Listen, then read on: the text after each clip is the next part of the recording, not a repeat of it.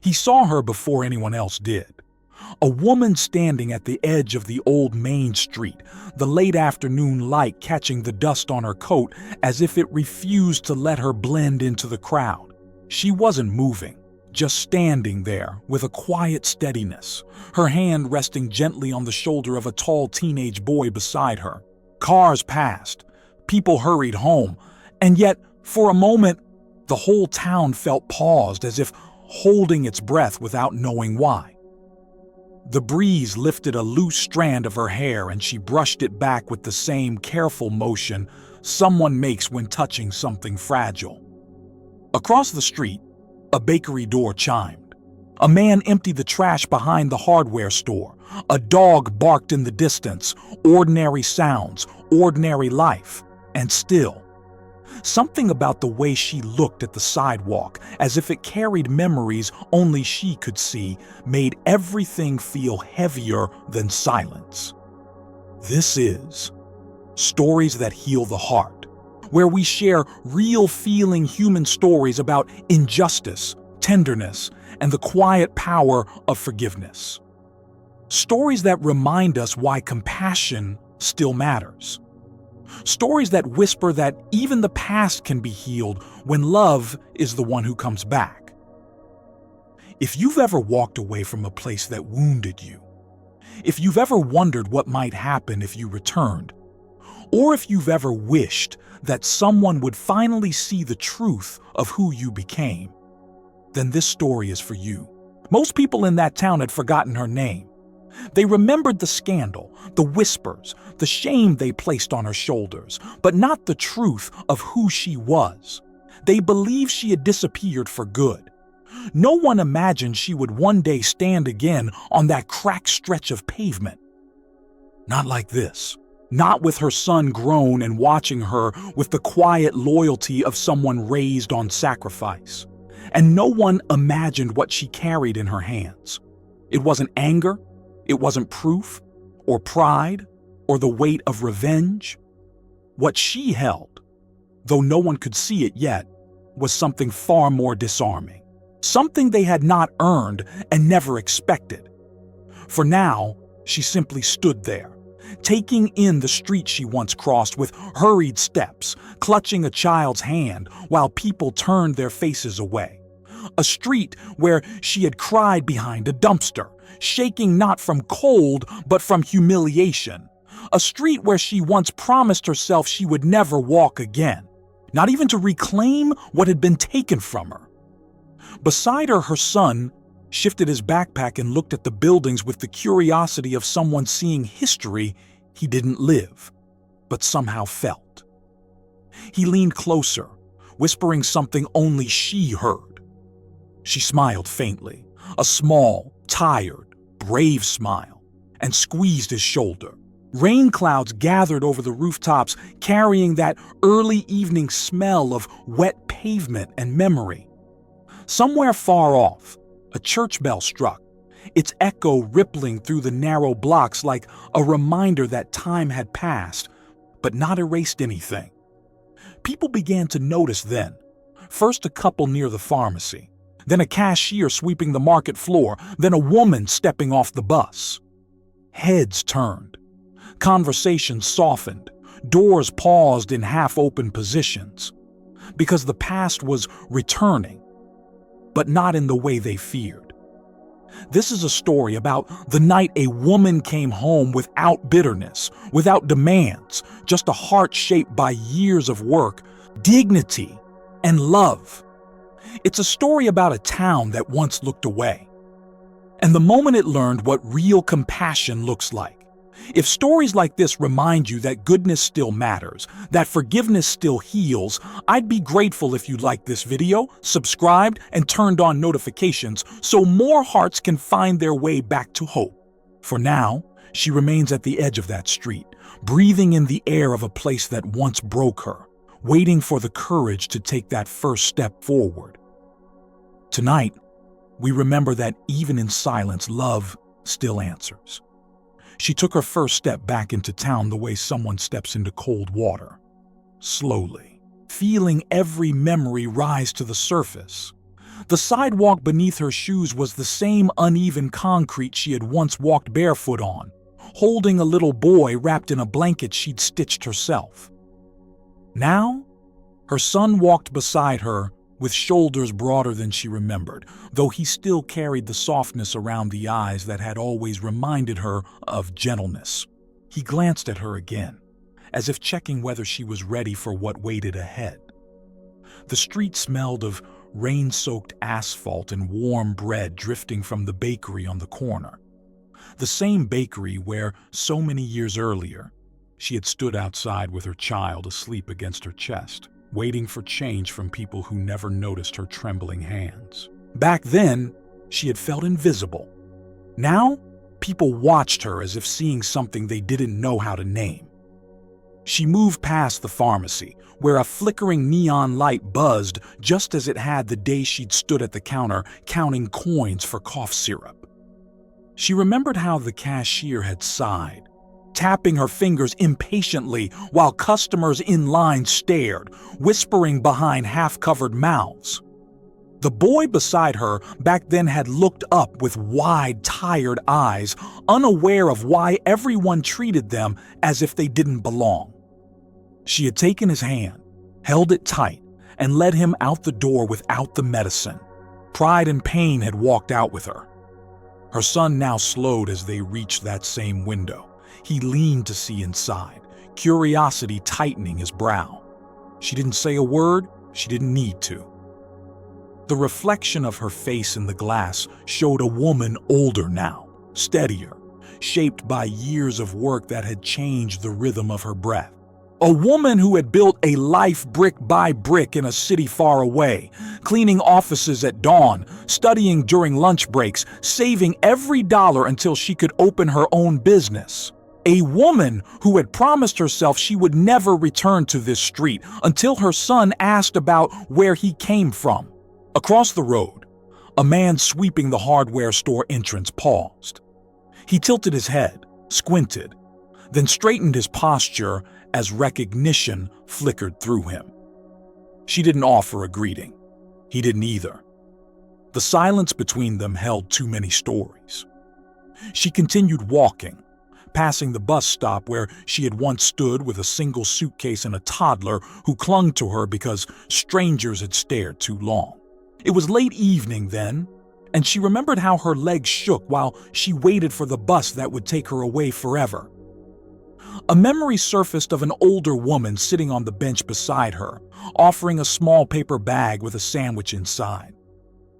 The woman hadn't looked at her with pity, just simple human warmth. She had been the only one. A tiny spark of kindness on the night the world pushed her out. She paused now at that same bench. The years had scarred it, the paint peeling, the metal rusted. Her son sat down for a moment, running his hand along the cold surface. He didn't say anything, but the weight of his silence made her chest swell. He was imagining her here, imagining her frightened, uncertain, younger than he was now, imagining the beginning of their life together, one built from almost nothing except the decision to survive. A gust of wind brushed past, carrying the scent of citrus from a small fruit stand nearby. The vendor, a young woman with tired eyes, looked up and smiled politely before looking again, slower this time. It was the kind of stare someone gives when they sense a story but don't know the beginning of it. The woman wiped her hands on her apron and offered a piece of orange to the boy. He thanked her quietly. The mother watched the scene with a tender ache, remembering how often she had eaten only scraps so he wouldn't go hungry. She reached into her coat pocket then, fingers brushing against the old silver locket she had kept for years, a locket with no photo inside. It had been given to her by the only friend she made after leaving this town, an elderly woman who rented her a room and told her, "Fill it when you feel you've earned peace." The locket had stayed empty all these years, but today, returning to this street, it felt heavier, warmer, almost alive in her hand. They turned down the road toward the small diner where everything had truly begun. The place where she used to work long shifts, collecting plates, wiping tables, smiling through exhaustion while customers complained about the smallest things. The place where she lost her job because someone decided she was too much trouble to keep around. A single sentence spoken loudly in front of the entire room: "You don't belong here." She had stood frozen, apron in hand, heart pounding as murmurs rippled around her. No one had defended her, not one. Now the diner still stood, though the paint was peeling and the sign above the door hung crooked. The lights inside glowed a lonely yellow. She stopped in front of it, drawing a long, quiet breath that shook slightly at the end. Her son looked at her again, patient, present, offering silent reassurance. Through the window, she saw a few people seated at tables, an older couple whispering over coffee, a teenager wiping counters with lazy sweeps, a man in his 50s, broad-shouldered, talking loudly to the waitress. She recognized him last. He was the one who had fired her all those years ago. His hair was whiter now, his face heavier with time, but the tilt of his head when he laughed was the same. A memory flashed, the sound of his voice echoing in the small diner as he dismissed her like she was an inconvenience. Her son followed her gaze and understood. He shifted closer, not with anger, but with empathy. He touched her arm gently. She stood still a moment longer, letting the past breathe, letting it settle without letting it wound. Behind them, a small scene unfolded, a petala, gentle and faint. A boy no older than 8 approached the trash can near the diner door, holding a paper cup half filled with melting ice cream. He tipped it too far, spilling it across the concrete. His shoulders fell instantly, as if the world had scolded him. A stranger walking by bent down, lifted the empty cup, and patted the boy's back without saying a word. A tiny gesture, easily missed, but the woman noticed it. Kindness still flickered in this town. Small, soft, unexpected. She turned away from the window then, pressing one hand lightly to her chest. Her pulse steadied. She didn't need to go inside. Not yet. Maybe not at all. Some wounds didn't need a stage, they only needed air. Her son slipped his hands into his pockets and walked ahead a few steps, giving her time. She watched him, his quiet strength, his calm presence, and felt an emotion rush through her, something like gratitude mixed with release. She had raised him far from this place, but he carried none of the bitterness that once lived inside her. He carried dignity, warmth, compassion, everything she had hoped he would become. As they continued walking, the sky grew grayer, the wind colder. The town was holding its breath now, people standing at doorways, leaning on counters, staring out of windows. Word had begun to spread. She was back, and no one knew why. The streetlights flickered on, casting long, soft shadows across the pavement. The sound of a distant train rumbled low. A church bell rang again, slow and solemn, marking the hour. She paused under the glow of a lamppost, letting the light fall across her face, letting the past loosen its grip. Her son stepped beside her, lifting his head toward the old brick buildings. "Is this where everything changed?" he asked softly. She whispered, "No. This is where everything began." And ahead of her, the road curved gently into the heart of the town, toward the people who had once broken her, toward the place where she would finally lay down the weight she had carried for so many years. They reached the old square just as evening settled fully, that quiet hour when the sky turns a deep, thoughtful blue and the world seems to listen a little more closely.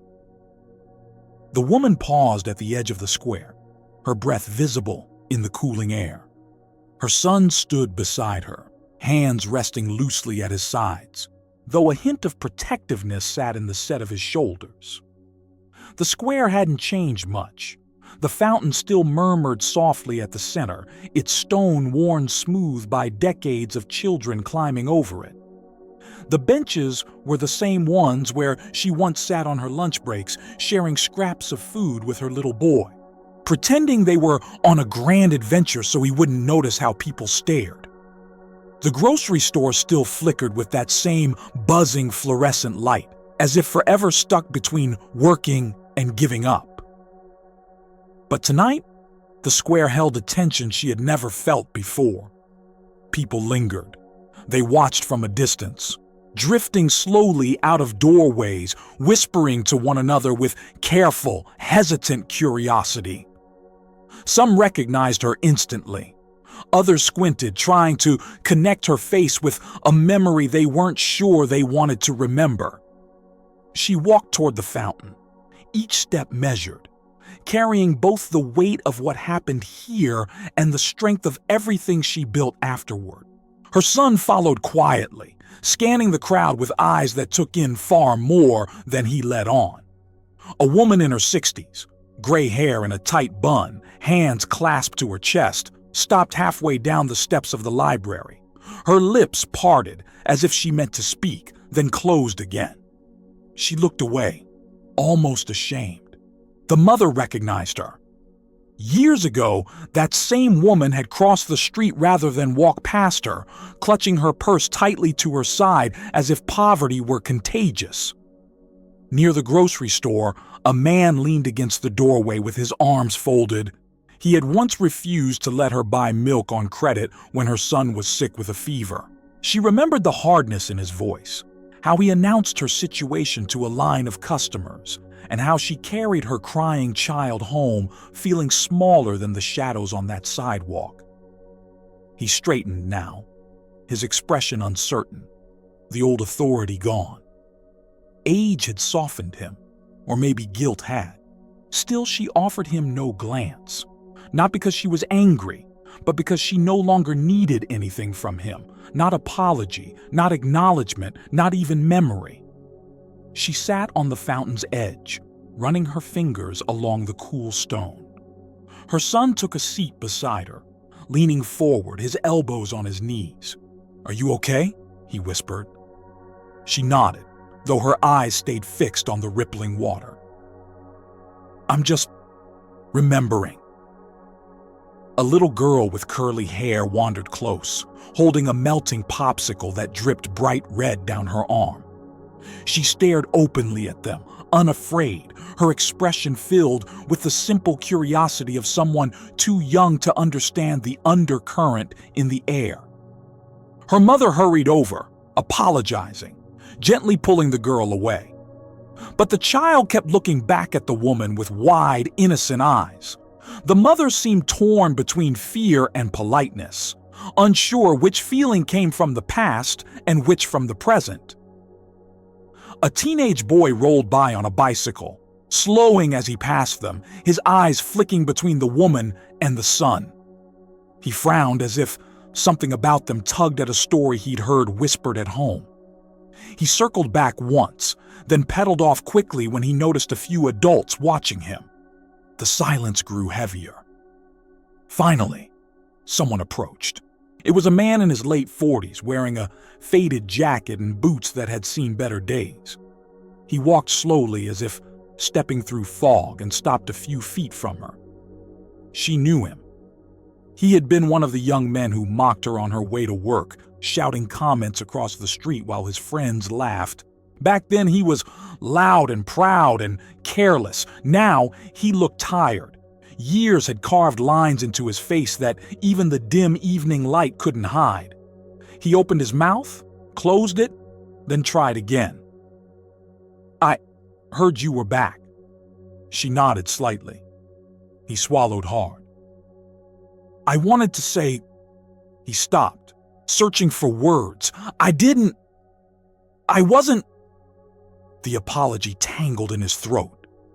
He looked down at the ground like he was ashamed of his own voice. Before she could respond, footsteps echoed behind him. A small group had gathered, 3 women, an older man, 2 teenagers hovering at the edge of the square. They weren't close enough to join the conversation, but too drawn in to leave. Their faces were a mixture of fear, curiosity, regret, the kind of expressions people wear when they're waiting for judgment to fall. She realized then why the town felt so uneasy. They believed she had come to expose them, to reclaim something, to demand something, to return everything they once gave her, only now multiplied with years of bitterness. But she had not come to punish. She looked at the man in front of her, the apology still trembling in the air between them. She stood slowly, her son rising with her. "You don't have to say anything," she said softly. He lifted his eyes, surprised, almost confused. "You were young," she continued, "careless. You didn't understand the damage words can do." He blinked, his breath catching. "But that doesn't excuse—" "No," she whispered. "It doesn't. But it explains why I don't carry it anymore." The crowd stirred, a murmur passing through it. People shifted, exchanging glances, as if unable to comprehend how easily she released what had weighed on them for years. Her son stepped forward then, his voice calm but steady. "My mother taught me that holding on to anger is like drinking poison and expecting someone else to fall." He looked around at the silent faces, those that had once turned away from his younger self. "We didn't come here to reopen wounds. We came because healing sometimes means walking through the places where everything broke." The man's eyes softened. He nodded once, deeply, before stepping aside. The women near the library steps lowered their gazes. The older man near the fruit stand wiped the corner of his eye. The mother exhaled, long and steady. A bell rang from the church tower, 3 slow notes that drifted over the square. The sound carried something ancient, something that made strangers stop talking and children pause mid-play. The whole town seemed to inhale and exhale with the chiming, as if remembering how long it had been since forgiveness had walked their streets. She turned to her son. "Ready?" she asked.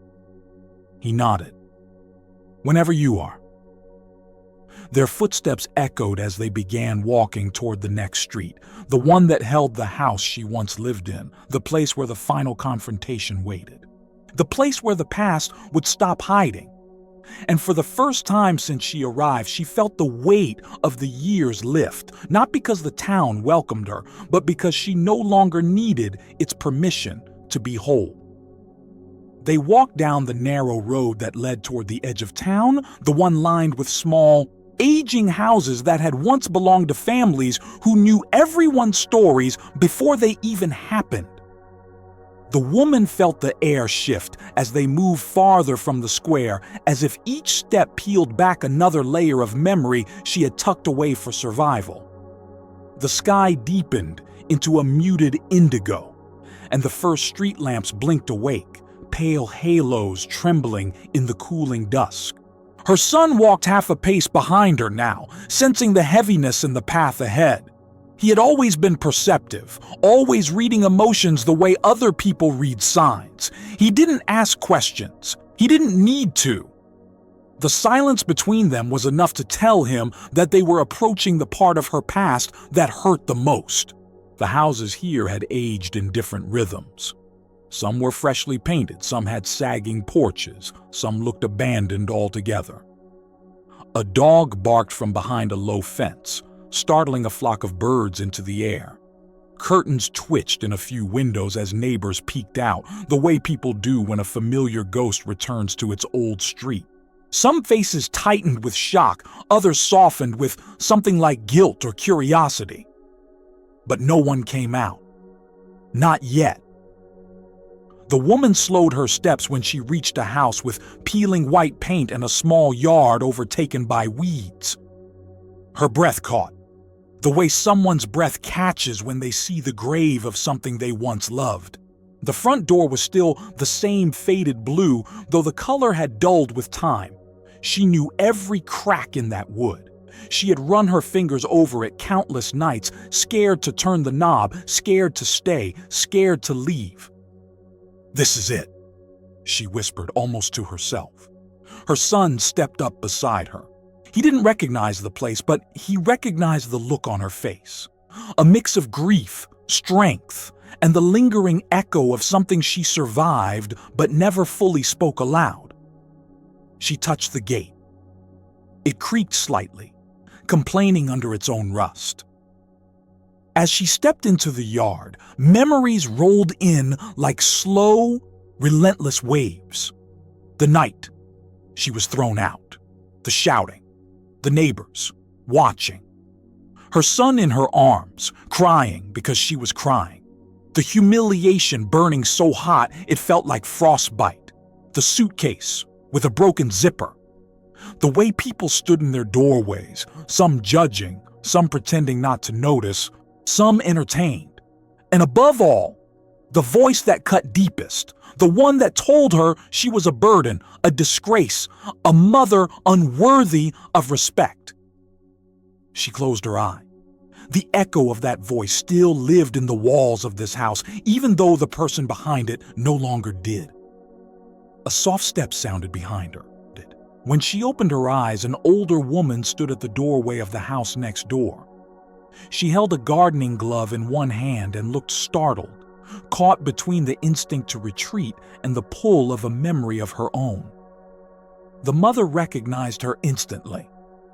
She had once been the only neighbor who left a small basket on the porch after everything fell apart. Bread, a jar of soup, a note that said, "For the boy." She hadn't signed her name. She hadn't told anyone. Kindness, in secret, delicate and trembling.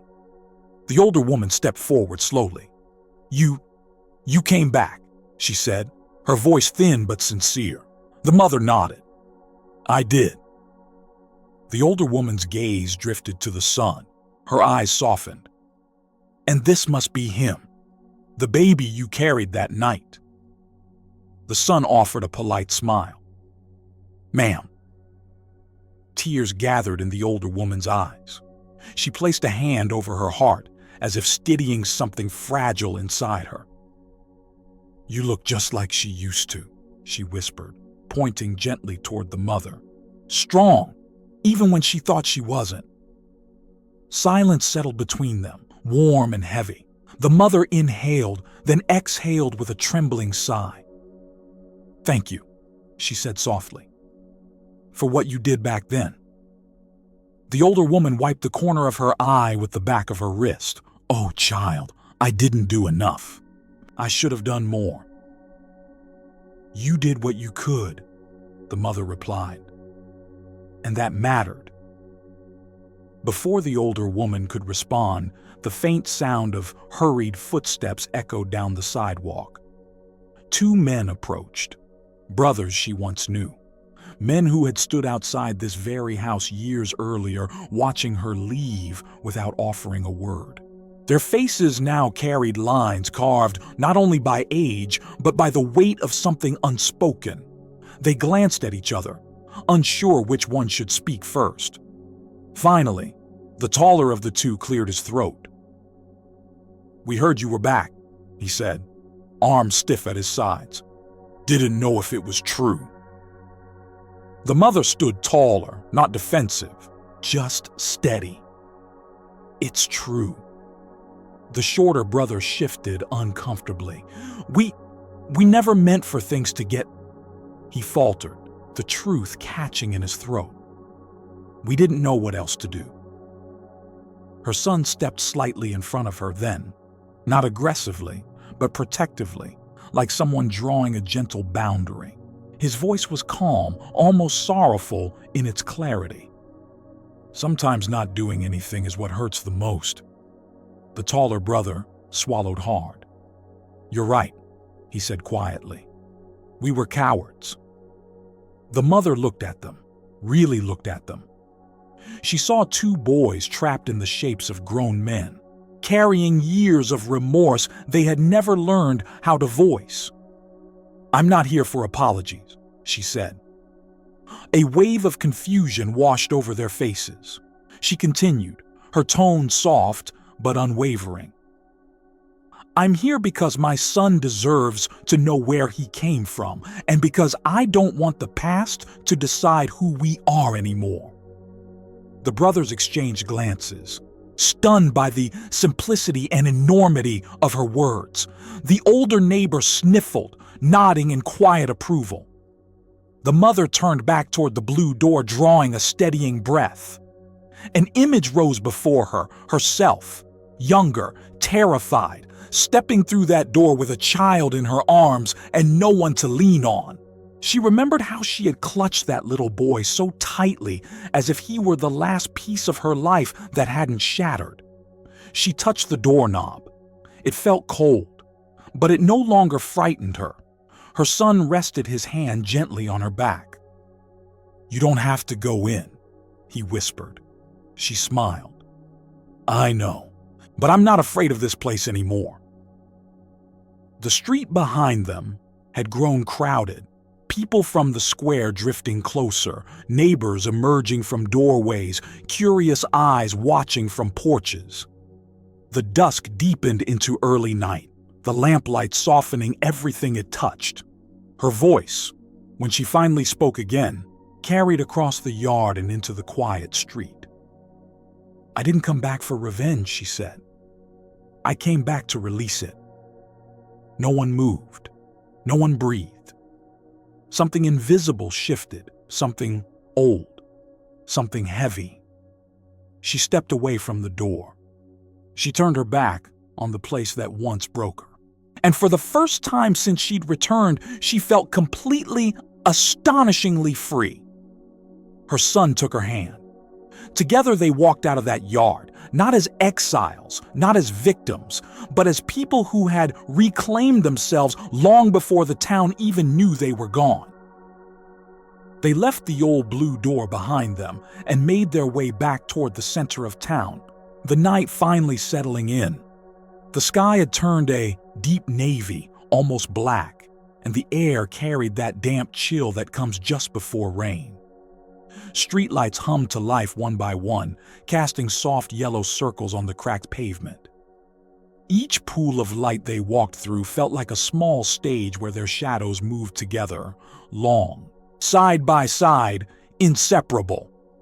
Her son walked with his hands tucked into his jacket pockets, shoulders relaxed now. The tightness he had carried near the old house had loosened. He glanced up at the sky, noticed the low clouds, and tilted his chin as if tasting the air. "Smells like it's going to rain," he murmured. She nodded. This town has always loved a good storm. They both smiled a little at that, a shared secret between them and the weather. As they approached the main street again, the sounds of the town returned. The distant whine of a passing car, the bark of a dog somewhere behind a fence, the faint, warm murmur of a radio drifting from an open window. It was late enough that most shops had turned their signs around, closing for the night. The bakery was dark now, but the memory of its warmth lingered in the air. The grocery store flickered under its old fluorescent lights, but even that looked softer through the mist that had begun to form. Her stomach growled quietly, and she realized how long it had been since they had eaten anything more than a small snack on the road. The day had been heavy. Food had been an afterthought. Her son heard it and gave her a sideways look. "We should probably get something to eat before we head back," he said. "Do they have, I don't know, anywhere decent around here?" She let out a breath that was almost a laugh. "Depends on what you mean by decent." He followed her gaze, and together they looked down the block toward the diner. Its sign buzzed faintly, the letters half lit, casting a weak glow over the front windows. Inside, the lights were on, and silhouettes moved in slow routine. The same diner where she had spent so many evenings clearing plates and wiping tables until her legs felt like they would give out. The same diner where her life in this town had officially ended. Her son watched her face, reading the conflict in the way her eyes lingered on the building. "We can go somewhere else," he offered gently. "Or just grab something on the way out of town." She shook her head, her gaze still fixed on the door. "If I leave now and avoid it," she said softly, "this place still owns a part of me." He was quiet for a moment. "What do you want to do?" She slipped her fingers into her coat pocket. They brushed against the cool curve of the silver locket, resting where it always did, just over her heart. Her thumb traced its smooth edge.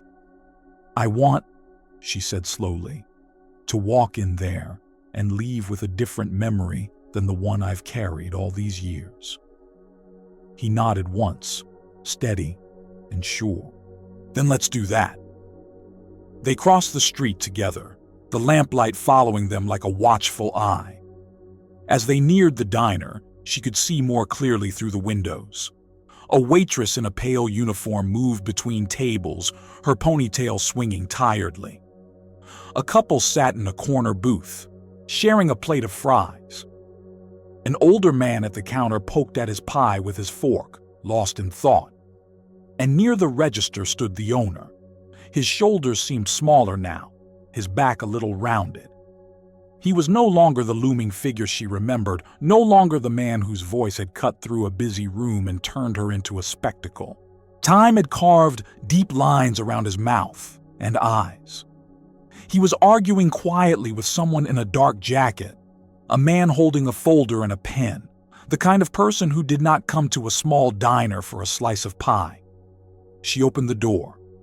The bell above it chimed, a sound that once meant the start of work. Now it felt like a line drawn between past and present. Every head in the diner turned, out of habit more than curiosity, and then some of them kept looking. Her son stepped in behind her, letting the door close with a soft thud. The air smelled of coffee, fried food, and old grease, exactly as she remembered. The sound of the overhead fan whirred softly, blending with the gentle hiss of something simmering in the kitchen. The waitress approached with a menu in her hand and a polite smile that slipped for just a second when she recognized the unfamiliar familiarity in the woman's face. "Evening," the waitress said. "Just the two of you?" "Yes," the woman replied. The waitress led them to a booth along the window, near enough to the counter that they could hear the low conversation there without seeming like they were listening. The son slid into one side of the booth, the mother took the other. The vinyl seat squeaked a little under her, another ghost from her old life. From where she sat, she could see the owner more clearly. His voice was low but strained. "I told you," he was saying to the man with the folder. "The month was slow. I'll catch up. I always do." The man shook his head, tapping the paper with his pen. "You're 3 months behind. It does not work like that anymore. If you cannot pay, they will have to close this place." The owner's jaw tightened. His eyes darted briefly toward the customers, toward the waitress who was pretending not to listen as she wiped an already clean table. He dropped his voice further, but the shame in his posture said more than his words. The mother remembered what it felt like to be on that side of humiliation, to have your worth discussed in public like a bill that could not be paid, to feel the eyes of strangers on your back while someone in authority decided your fate. She watched as he lowered his head, rubbing the back of his neck, a gesture she had seen once before, on the day he fired her. Back then, that movement had seemed like irritation. Now it looked like exhaustion. Her son glanced from the counter to her, reading the storm behind her eyes. "That's him, isn't it?" he asked quietly. She nodded once. "He's the one who—" He let the sentence trail off, not wanting to force her to say it aloud. She looked at the owner again, at the sweat gathering at his temples, at the way his fingers trembled slightly as he reached for a towel to wipe the counter, as if cleaning could erase what the man with the folder had just said. She thought of all the nights after he had thrown her out, the bus rides, the cheap rooms, the early morning scrubbing floors in an office building where no one knew her name, the years of holding her son's hand as they navigated unfamiliar streets. The first time she signed a lease in her own name and taped the paper to the inside of a small store window, her hands shaking not from fear, but from pride. She thought of the locket that had rested against her chest through all of it, empty and waiting for the day she felt at peace enough to honor it with a memory. The waitress came to take their order, pen hovering politely over her notepad. The mother ordered 2 simple meals. Her voice was calm, casual, like any other customer. But when the waitress turned to go, the mother's hand reached out and lightly brushed her sleeve. "Excuse me," she said. "Can I ask you something?" The waitress paused, turning back. "Sure." "How long have you worked here?" the woman asked. The waitress thought for a moment. "Almost 2 years now," she said. "Not sure how much longer, though." She cast a quick glance toward the counter. "He's been stressed. Business is slower than it used to be." "Do you like working here?" the mother asked gently. The waitress looked surprised by the question. She glanced at the coffee pots, the pie case, the tired clock on the wall. Then she smiled, small but genuine. "Sometimes," she said. "I like the regulars.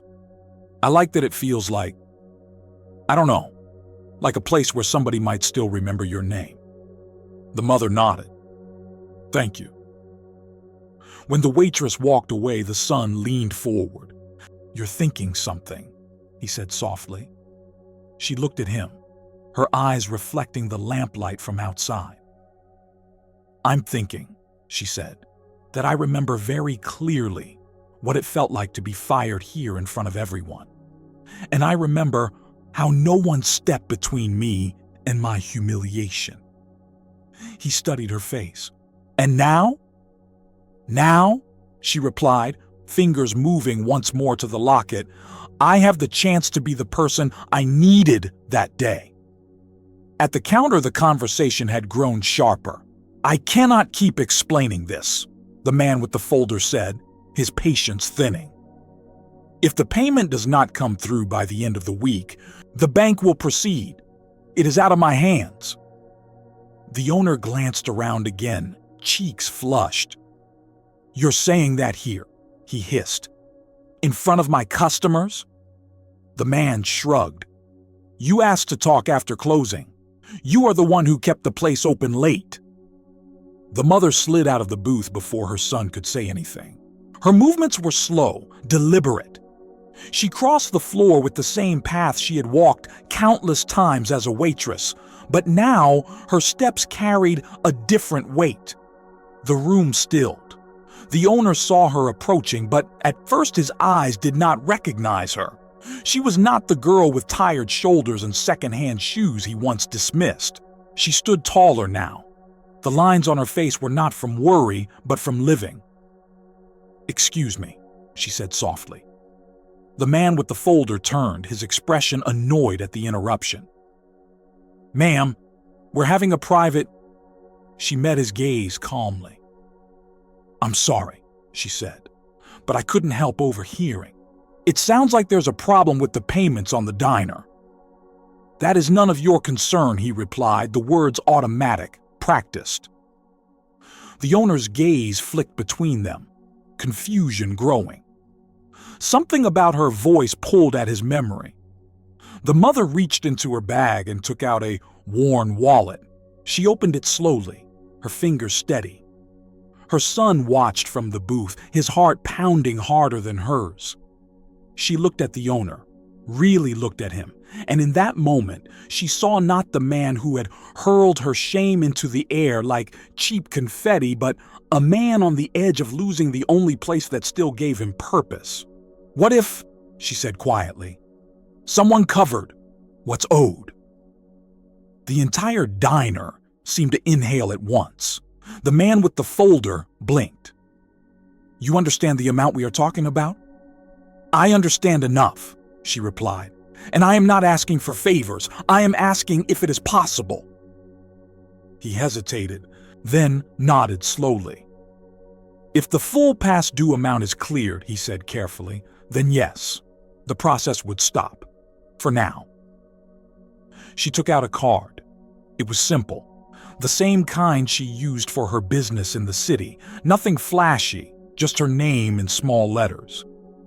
As she held it, the silver locket pressed against her chest, picking up the beating of her heart as if it were listening. She handed the card to the man with the folder. Run it, she said. If it goes through, you can give him the confirmation. The owner stared at her, his mouth slightly open. Why would you? He stopped, voice catching. His eyes narrowed, searching her face. Do I know you? The question hung in the air between them like smoke. She considered telling him everything.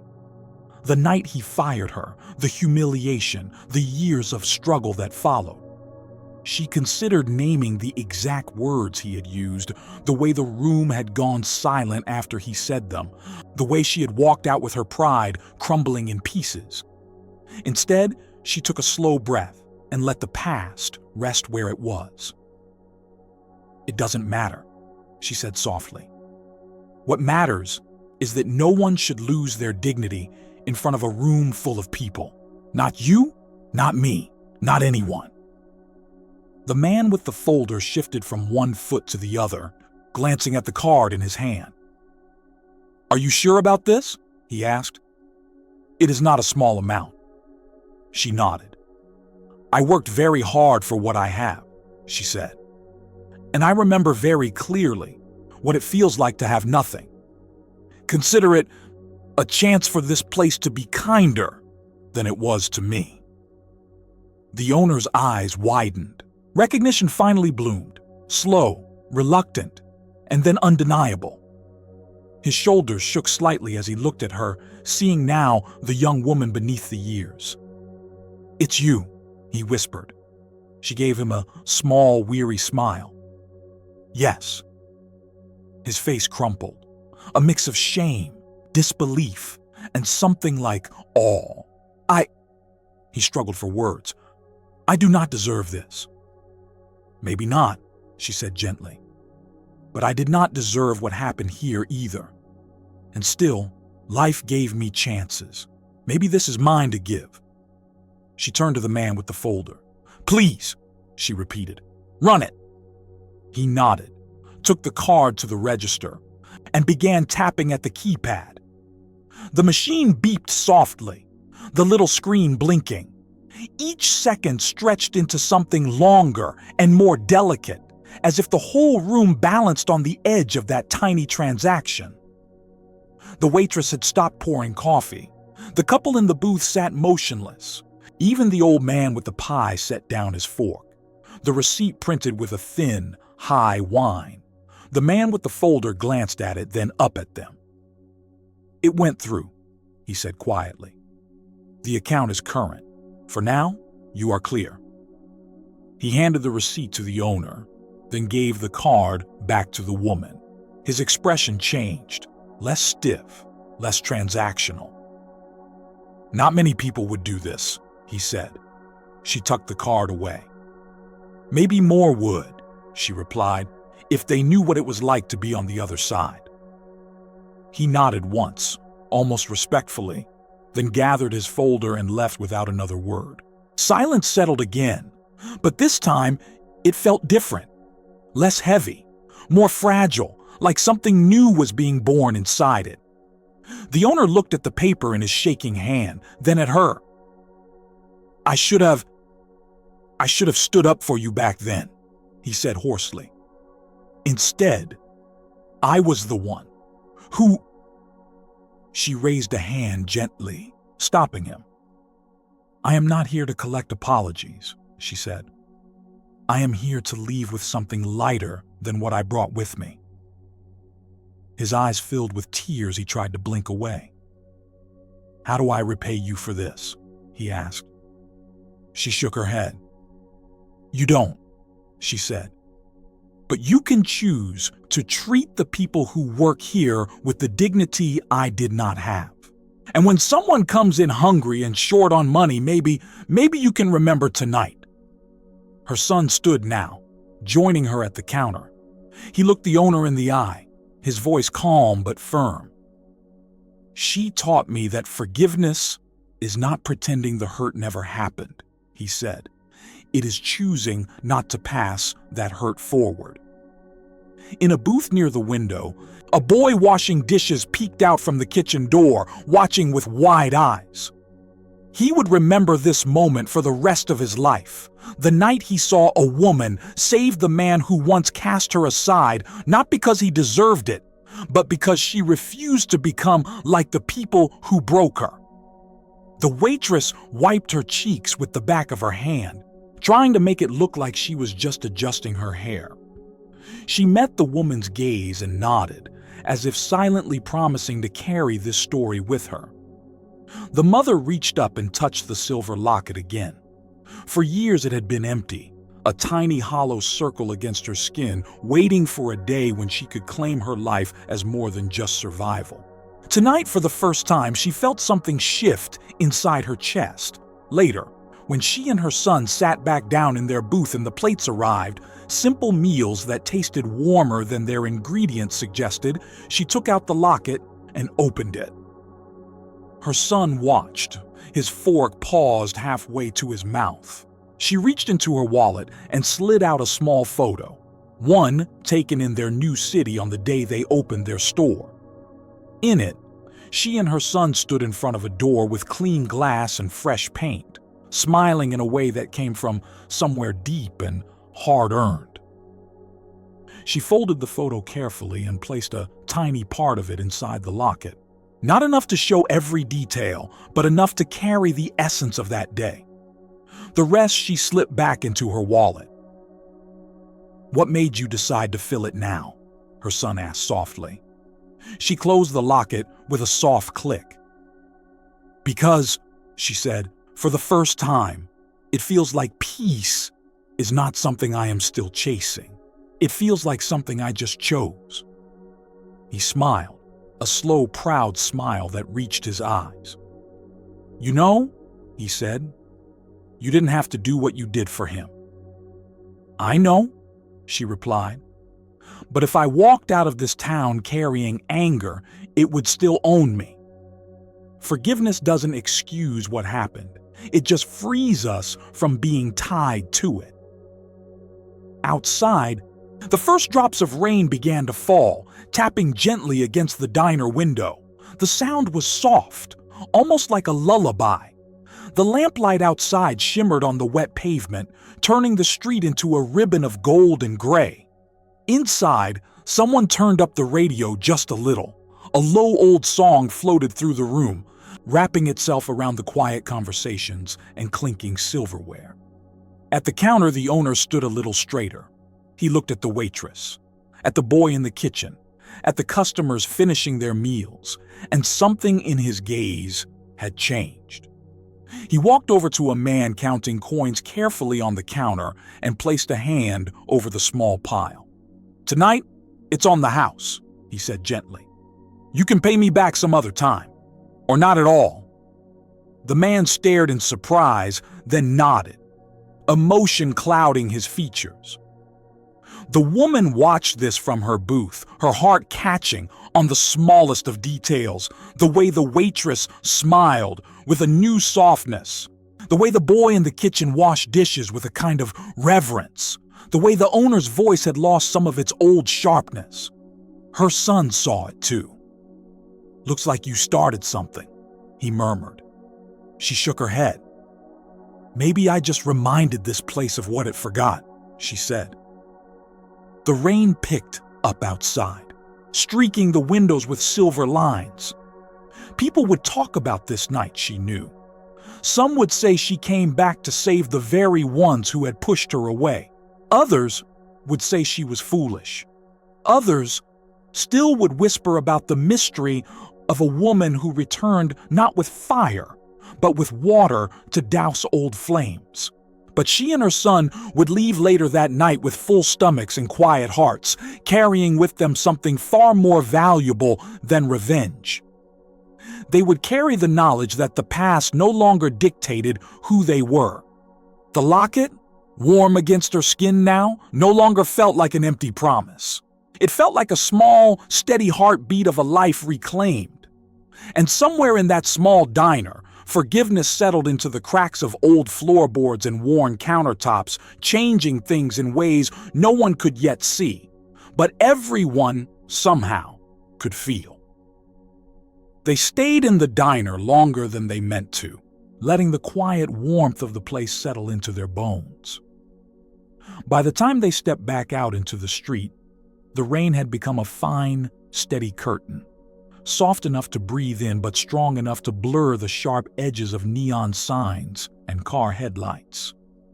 The pavement shone with reflected light. Every puddle a small, shimmering version of the world above it. She pulled her coat tighter around herself, but she did not hurry.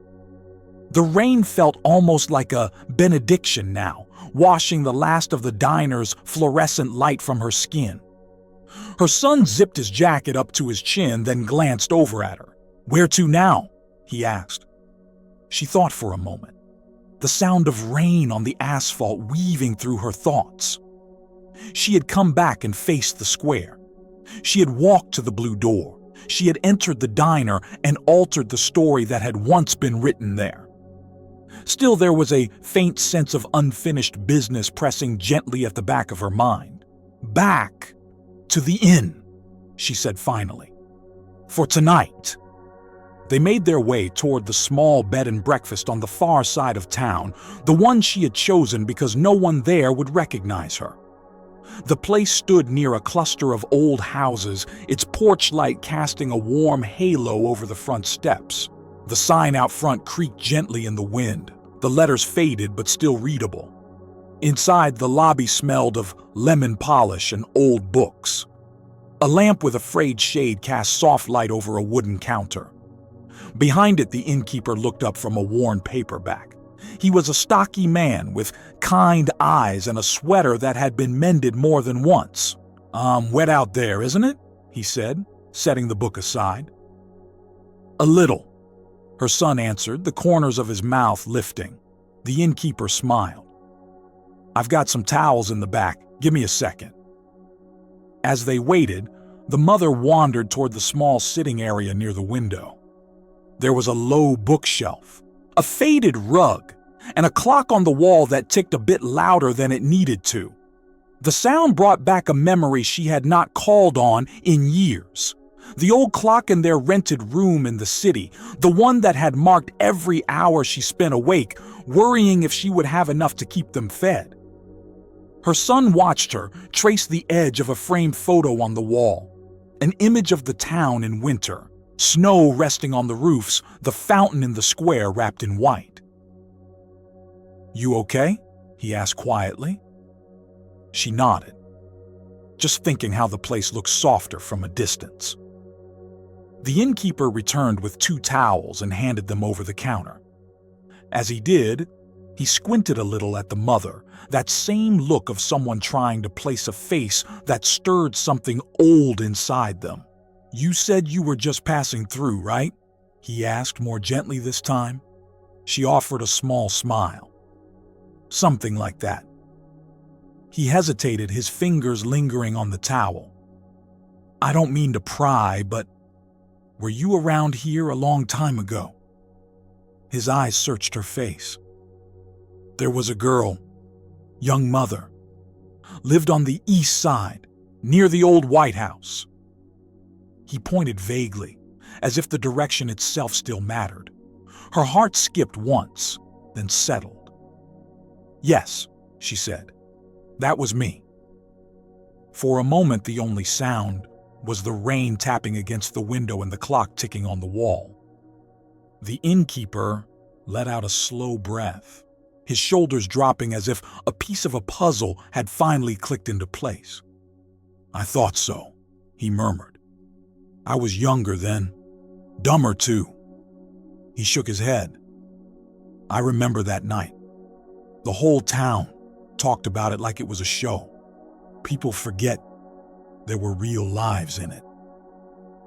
Her son shifted closer, listening. The innkeeper glanced at him. "You must have been just a little thing," he said quietly. "I remember seeing you once. You were holding a toy truck and staring at the ground while the grown-ups argued around you." The image landed in the son's chest with a weight he had never quite been able to name. He had fragments of that memory, raised voices, the feel of his mother's coat sleeve clutched in his hand, the cold of the night. But he had never seen it from the outside before. He swallowed and looked at his mother. The innkeeper went on awkwardly, as if the words had been waiting too long to be spoken. "The truth is," he said, voice lower now, "most of us didn't actually know what was going on. We were just told you had to go, that you were trouble, that you'd bring shame on the town." He winced at his own words. "People like me, we just accepted what we were told." Her eyes were steady on his. "Oh, who told you that?" The innkeeper hesitated, glanced toward the window as though worried someone might hear. "There were meetings," he said, "small ones, in the back room of the church, the town hall. Folks who thought they knew what was best for everyone else. They made your situation into a story they could live with. It was easier to blame you than to admit how we failed you." Her son spoke before she could. "What do you mean?" he asked softly. "Failed her how?" The innkeeper looked deeply ashamed. "You were on your own," he said simply. "And instead of helping, we turned you into a warning. Don't end up like her." I heard that sentence more than once. "We thought we were protecting our kids from a bad example, but we weren't listening." "Not to you." The mother felt a tightness forming in her chest, not as sharp as anger, but deeper, a kind of grief for the girl she had been and the life she might have had if someone, anyone, had thought to see her instead of the story they told about her. "Why are you telling me this now?" she asked, voice calm but brittle at the edges. The innkeeper's eyes glistened. "Because I saw you tonight," he said. "People have been whispering since afternoon that you were back. And then word reached me about what you did at the diner, paying his debt like that." He shook his head slowly. "The town always said you'd come back if you made something of yourself, just to prove a point, to make us all pay. But you came back with your son, and you're doing the opposite." He let out a breath. "I've carried this for a long time. I thought you should know the truth of what we did. Not just to you, but about you." Her son looked down at his hands, his fingers curling in on themselves. "All these years, I thought they just hated us," he murmured. "I thought it was because we were poor, because there was no father in the picture, because we didn't belong." He lifted his gaze to the innkeeper. "But you're saying they turned my mother's pain into a lesson?" The innkeeper nodded miserably. "We were cowards," he said. "It was easier to stand behind a story than to stand beside a struggling girl." The clock kept ticking. Rain kept trailing down the glass. The mother closed her eyes for a moment, steadying herself against the wave of old, reawakened hurt that rolled through her. She had almost preferred the simpler version: cruelty, judgment, a town that rejected her for what she was. It was cleaner that way. It demanded no further examination, but this admission of collective failure, of her life being turned into a fable for other people's comfort, cut in a different way. "Was there anyone?" she asked quietly. Who spoke against it? Against what they did? The innkeeper's gaze flicked to the door as if expecting someone else to walk in. A few, he said slowly. The old neighbor next to your house, the school janitor, one of the nurses at the clinic. They weren't powerful people, not the kind who sat at the front of the meetings. They objected in small ways. They said it wasn't right to push a young mother out like that. But their voices? They were drowned out by those who spoke louder. He swallowed. We didn't listen to them either. Her mind flashed back to the basket on the porch, the jar of soup, the note that said, "For the boy." The neighbor's eyes earlier that evening, shiny with unshed tears as she told him he looked like his mother. Her son took a slow breath. So, all this time, he said, this town used my mother as a story to scare people into staying in line. Yes, the innkeeper answered, his voice barely above a whisper. And those of us who knew better didn't have the courage to change that story. Until now, maybe. The mother stood very still, as if any sudden movement might shatter something fragile around them. She reached for the locket again, feeling the small photo inside it press back against her touch. The sound of the rain softened, became a distant hum. What happened to the person who started it? Her son asked. The one who said she was trouble. The one who wanted her gone. The innkeeper's jaw clenched. She died, he said, some years back. The town cried at her funeral, called her a pillar of the community, talked about everything she gave. They never mentioned what she took. The mother thought of the blue door again, of the voice that had cut through her like broken glass, of the way shame had stuck to her skin for years afterward, long after she left that house behind. She exhaled slowly, a tremor running through the breath. Of course, she murmured. Her son's eyes burned. She never apologized, he said.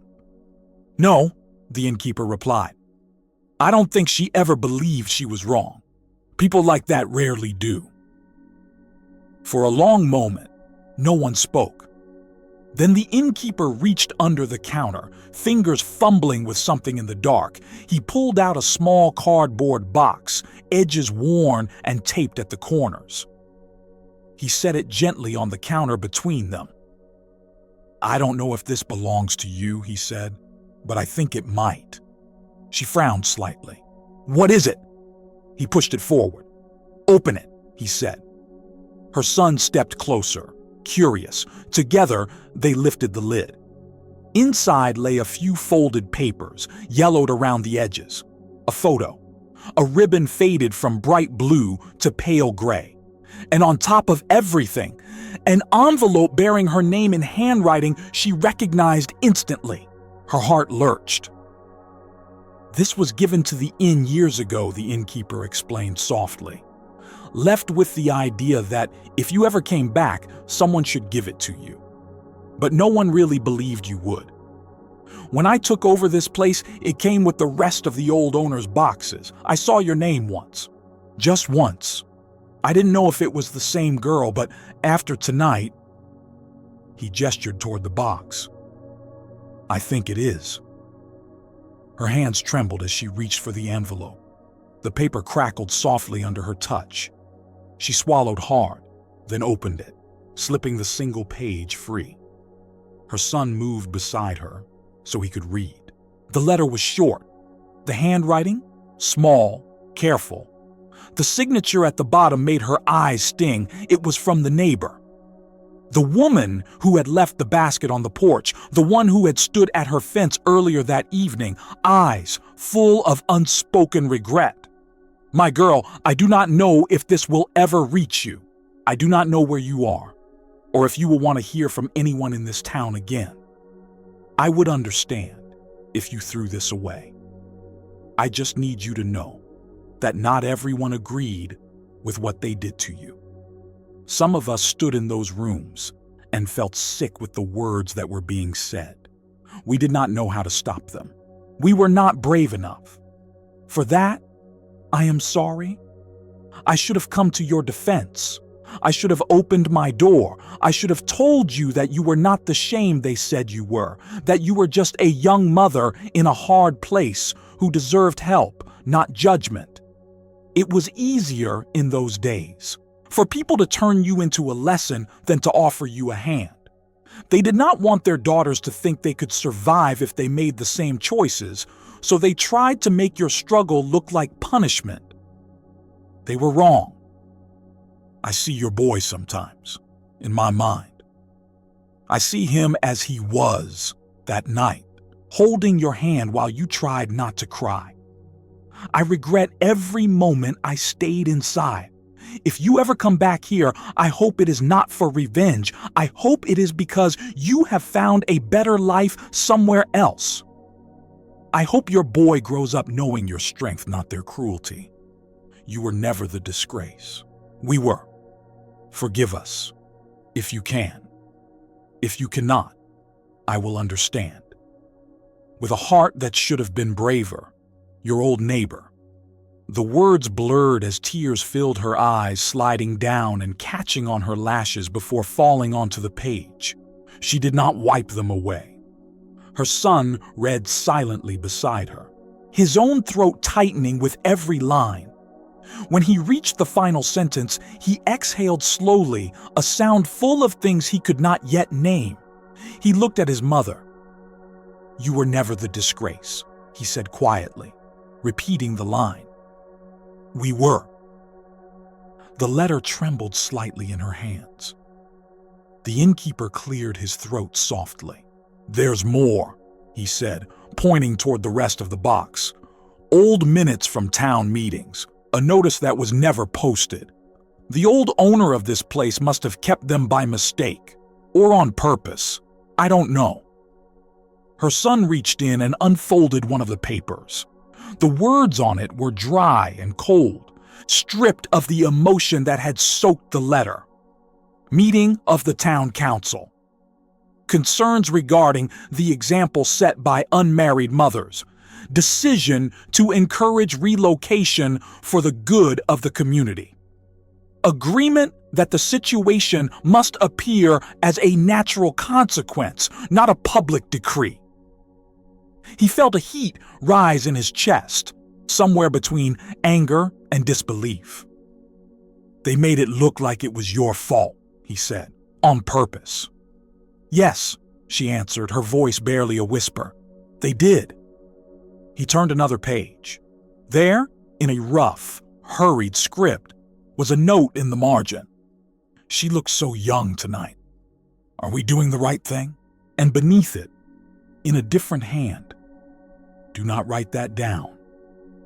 The son stared at the words, then back at his mother. "They knew," he said. "Even then, some of them knew it wasn't right." She nodded, her fingers tightening around the letter. "They knew enough to be afraid of someone seeing it later," she said. "That's why they didn't sign their doubts. It's easier to bury what you know is wrong when you never write it down." The clock ticked on. The rain outside softened to almost nothing, as if the storm itself were listening. "What do you want to do with it?"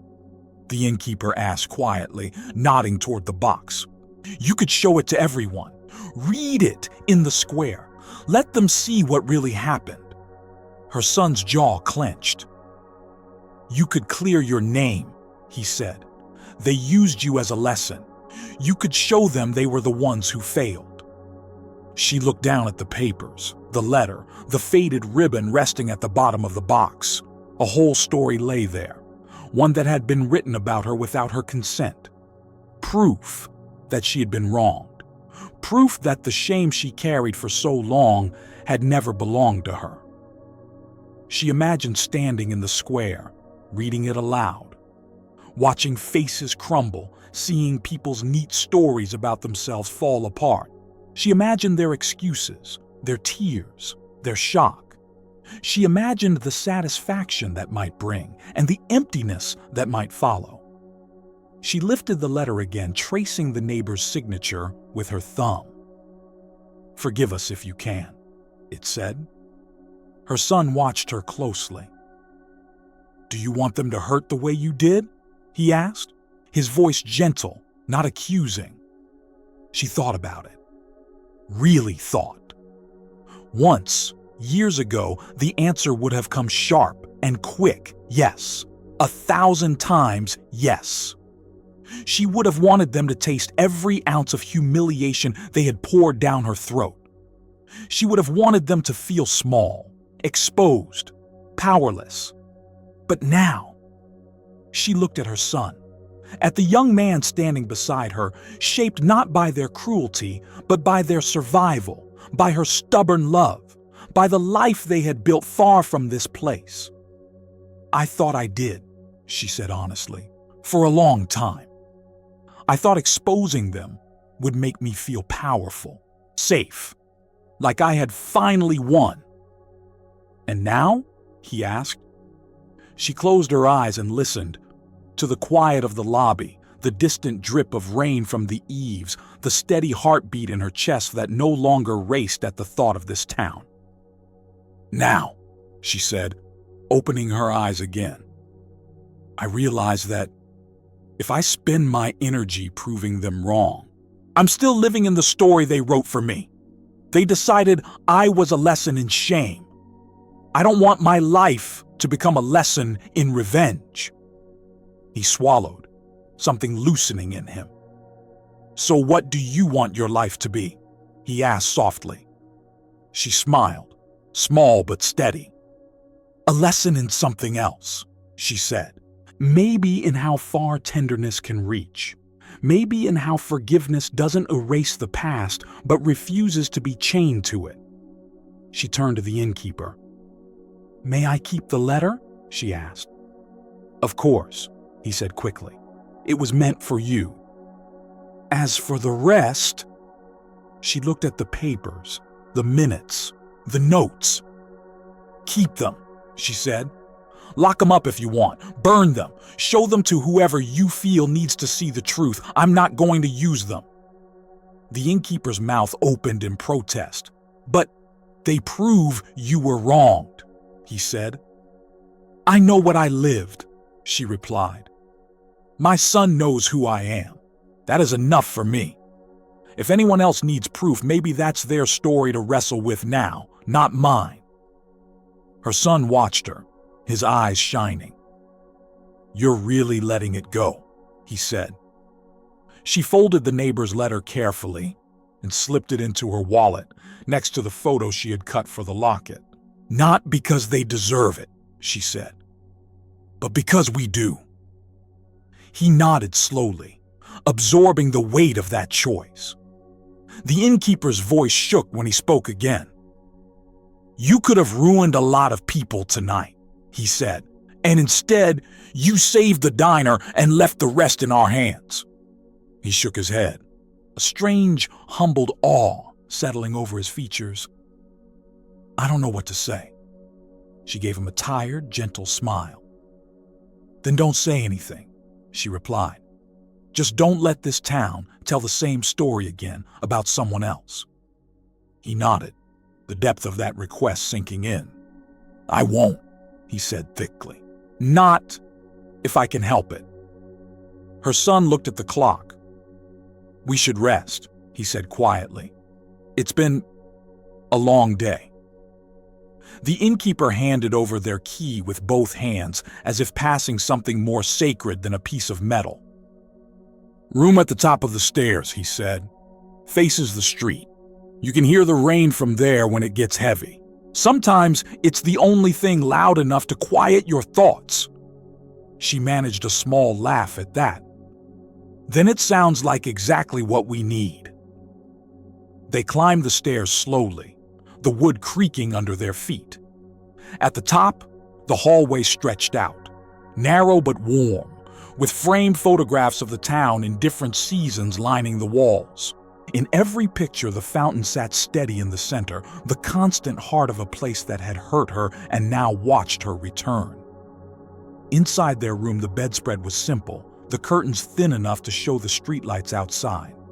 She opened the window a crack, letting the cool night air and the gentle sound of the rain drift in.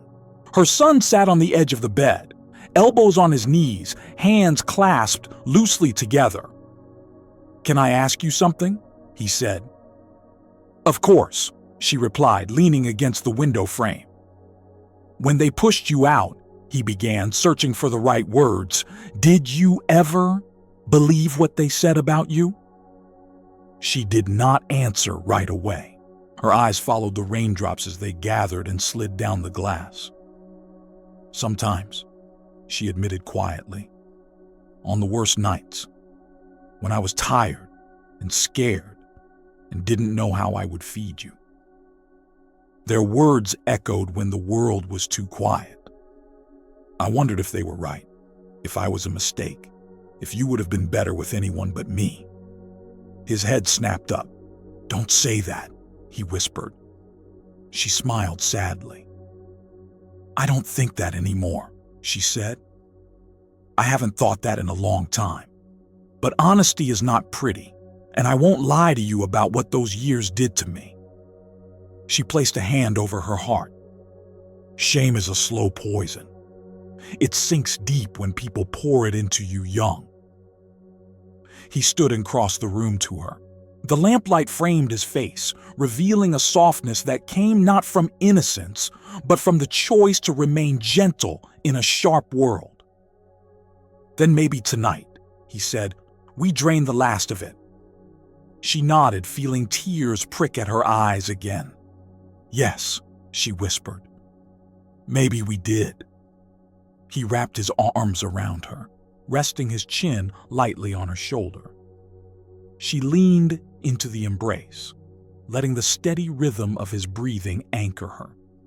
Behind them, on the small nightstand, the silver locket rested beside their key, catching the faint glow of the streetlight through the curtain. Inside it, the tiny piece of their new life lay quietly, held now, not by necessity, but by choice. Outside, the town slept under the rain. Somewhere the neighbor from the old house probably sat by her window wondering if she had done enough by writing a letter that might never be read. Somewhere, the diner owner washed the counters with slower strokes. The weight of his second chance pressed against his chest. Somewhere, old minutes and notices lay in a cardboard box downstairs, no longer hidden but not yet fully faced. The story about the girl who brought shame to the town had begun to crack, hairline fractures running through a narrative that had stood for years. It would be up to the people here to decide what to do with those cracks. For her son, the revelation had done something else entirely. It had lifted the last veil. She was never the warning. She was never the disgrace. She was the one who walked away and learned to love herself enough to come back without needing to burn anything down. As the rain grew heavier, filling the room with its steady cadence, she closed her eyes and listened. For the first time, the sound no longer reminded her of the night she left, but of the evening she returned, standing in a small diner, choosing to pay a debt that was never hers. Her son's arms tightened around her just a little. "We'll leave tomorrow?" he asked softly. "Yes," she answered. "Tomorrow." "And tonight?" he said. She looked out at the wet street, the blurred glow of the lamplight, the small town slowly learning the cost of the stories it chose to believe. "Tonight," she said, "we rest, and we let the truth settle where it needs to." The rain finally tired itself out sometime in the early hours, leaving the town wrapped in a washed-out quiet. By morning, the clouds had lifted just enough to let a muted light spill over the roofs, the streets still slick, the air cool and clean as if someone had rinsed the night and wrung it out. She woke before her son. Habit, more than anything. All those years of early mornings in small apartments and borrowed rooms waking before dawn to iron uniforms, pack lunches, catch buses. Her body still believed that life was waiting outside the door at an hour when most people were barely turning in their beds. For a moment, lying there, in the unfamiliar room with its thin curtains and soft ticking clock, she did not quite place where she was. Then the scent of lemon polish drifted up from below, and the muffled sound of a car starting somewhere down the street. Memory rearranged itself gently, and the pieces of the day before slid back into their familiar exhaustion. She turned her head. Her son was asleep on the other bed, one arm flung over his eyes, his chest rising and falling with the deep, unguarded rhythm of someone who had finally let himself feel too much and surrendered to rest. He looked younger like that, softer around the edges. For a fleeting second, he was the little boy who used to curl against her side on worn mattresses, his breath warm on her arm, his small fist tangled in her shirt as if he feared she might vanish in the night. She sat up slowly so as not to wake him, her bare feet meeting the cool floor. On the nightstand between their beds lay the locket and the folded letter, sitting side by side like two quiet witnesses. She reached for the letter first, fingers smoothing over the neighbor's handwriting once more.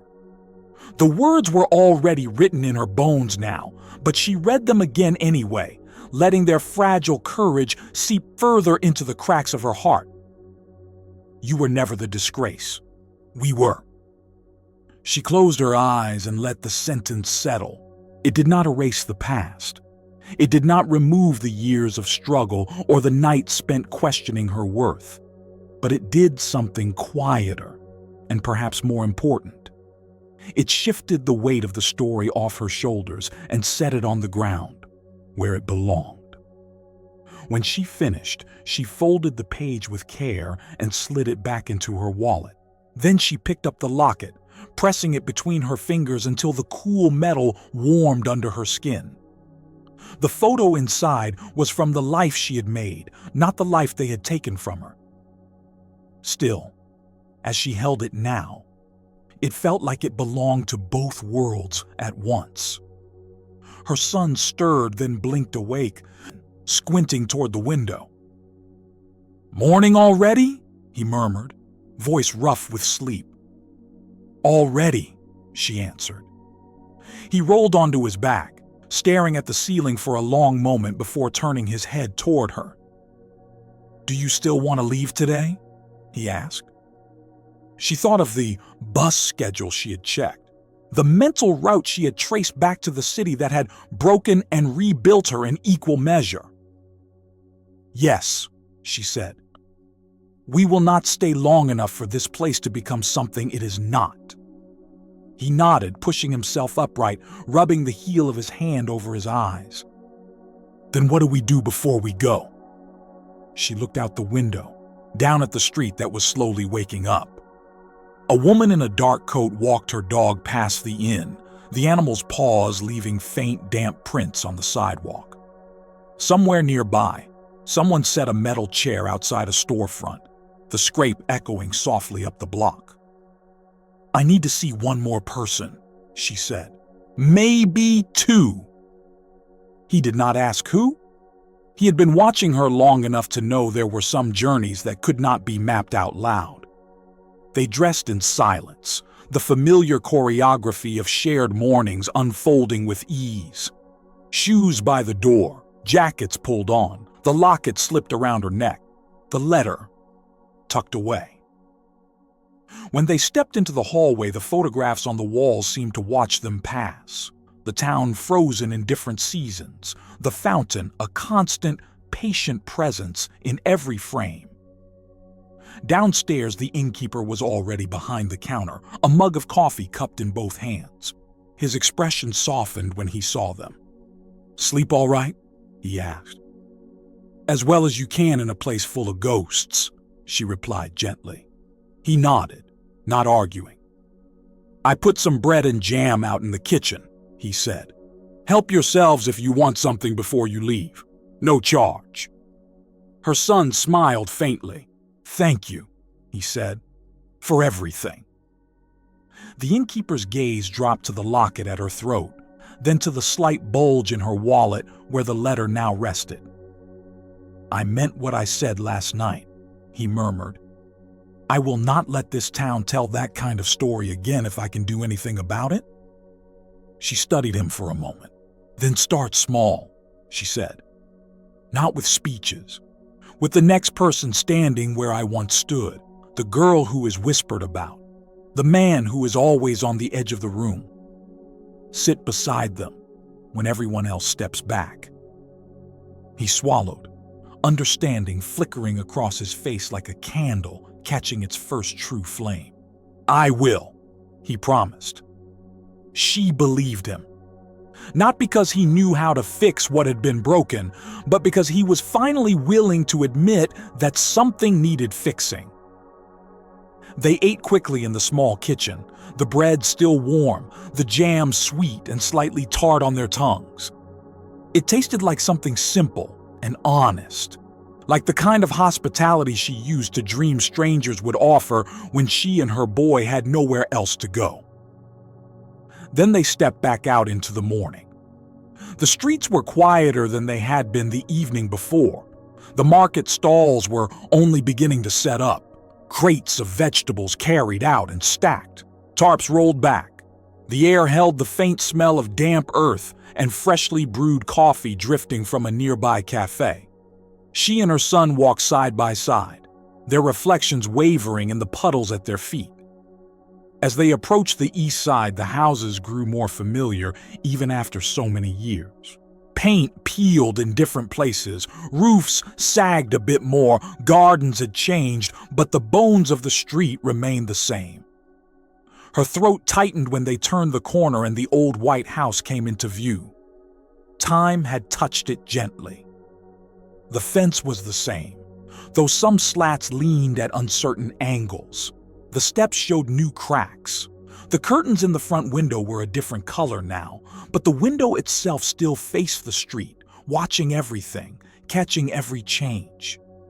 She slowed, her body remembering where every stone sat beneath the grass, where she had once tripped, barefoot and laughing, before life had become so heavy. Her son looked from the house to her. "Are you sure?" he asked, voice low. "No," she said honestly. "But we are here." The blue door stood at the end of the street, a little duller now, as if the years had rubbed some of the certainty from its paint. In the yard just beyond, the neighbor's house sat quiet, its porch chair empty, a pot of flowers resting by the steps. Their petals drooped slightly, as though they too had been up half the night thinking about things they could not change. The neighbor was there, near the mailbox, wearing a faded cardigan and holding a small plastic watering can. She froze when she saw them, the can tilting without her noticing as water spilled slowly onto the ground at her feet. He, the son, felt his mother pause beside him. He could almost feel her heartbeat in the air, thrumming like a quiet drum between them. The older woman set the watering can down with trembling hands. Her eyes shone, not yet with tears, but with the fierce, almost painful clarity of someone seeing a prayer answered in a form they never expected to actually arrive. "You came back," she whispered. The mother nodded. "I did." The neighbor's gaze dropped to the locket, then to the young man standing tall beside her. "And you brought him," she said. "Yes," the mother replied, "I brought him." The neighbor's lips parted, then closed again. Her hands twisted together at her waist. "I never thought I'd see you again," she said. "I used to stand by that window and imagine you walking down this street with your head high. I would tell myself that if that day ever came, I would run outside and say everything I did not say back then." Her voice shook. "But now you are here, and I do not know where to begin." The son reached into his mother's bag before she could move, pulling out the folded letter. He held it up, his eyes steady. "You already began," he said quietly. "Years ago." A flush rose on the neighbor's cheeks. "So you found it," she murmured, her voice breaking a little. "I was never sure it would reach you. Every time I passed the inn, I wondered if it was in a box, gathering dust, or if someone had thrown it away." The mother stepped closer, the wet ground soft beneath her shoes. "I read your words," she said. "They were heavier than you probably meant them to be, and lighter, too." "I should have done more than write," the neighbor replied, tears now fully rising. "I should have pushed back harder when they talked about you in those meetings. I should have stood on this very street and said, 'She is not your warning, she is your neighbor.' But I was afraid." The mother tilted her head slightly. "Afraid of what?" "Of losing what little I had," the neighbor confessed. "I rent this house. I rely on people here. My pension is small. I was afraid that if I spoke too loudly, they would find ways to make my life smaller, that they would turn me into a warning too. So I chose silence, and I have lived with the taste of that choice for years." Her voice fell to a whisper. "I am sorry. It will never be enough, but I am sorry." The son watched his mother's face, looking for any sign of anger or blame. There were traces of hurt there, of course. How could there not be? But beneath it, he saw something else. Weariness, yes, and something deeper than that. A sort of gentle resignation about the limits of human courage. "You left soup once," the mother said softly. "On my porch, in a basket, with a note that said, 'For the boy.' I knew it was you, even though you did not sign your name." The neighbor's lips trembled. I thought if I could not stop what they were doing to you, maybe I could at least make sure he had something warm in his stomach that night. It was a small thing, too small. I have replayed that night so many times. I see you walking down that street, holding his hand, not looking back. I see myself standing at this window, frozen. I should have run after you." The mother stepped even closer until only the low fence separated them. "And what would you have done if you had?" she asked. The neighbor blinked. "I do not know," she admitted. "I imagine myself putting my arms around you and saying, 'Stay here tonight. Stay with me. Let them talk while you rest.' I am not sure if that is how it would have happened.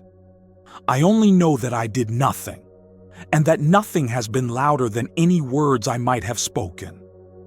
The street around them remained quiet, as if the town itself were holding its breath. The son studied the older woman's face. There was no defense there, no attempt to paint herself as secretly heroic.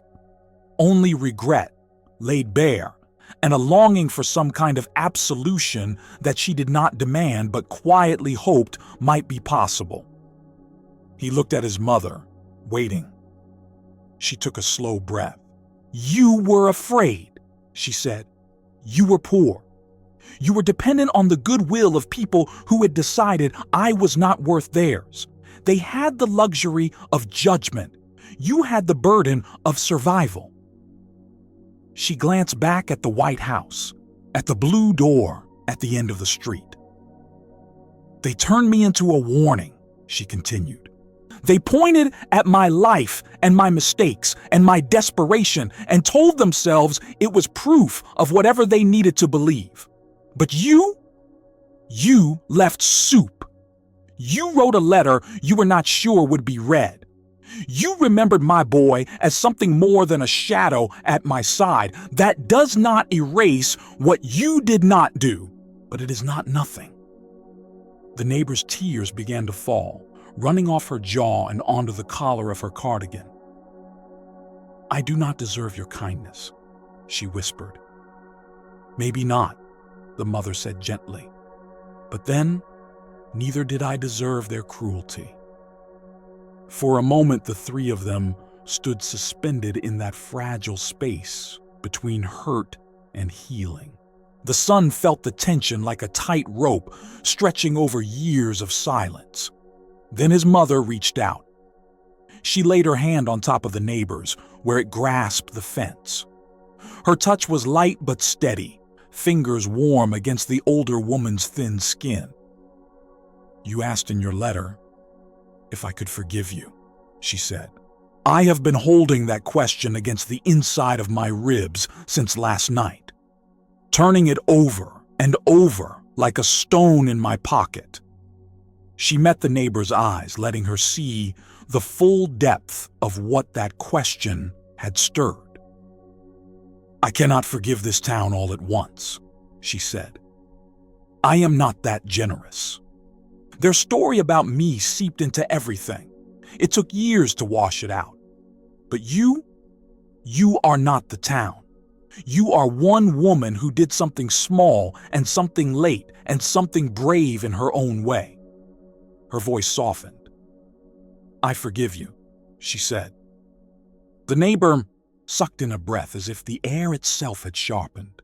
Her knees trembled, and for an instant, the son thought she might collapse. Instead, she pressed her free hand to her mouth, shaking. A stifled sob caught in her throat. "You do not know what that means," she managed. "I think I do," the mother replied. "Because for a long time, I thought I needed someone to say the same words to me, to tell me they forgave me for not being enough, for not choosing better, for not protecting my son from all this." She shook her head slowly. "I have learned to forgive myself instead. It is harder, but it is the only forgiveness I can truly hold." The son's eyes stung. He looked from one woman to the other and saw a bridge forming between them, made not of excuses, but of truth, shared without defense.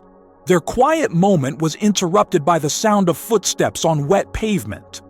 When he looked up, he saw a man from the diner walking toward them, coat on, hands in his pockets.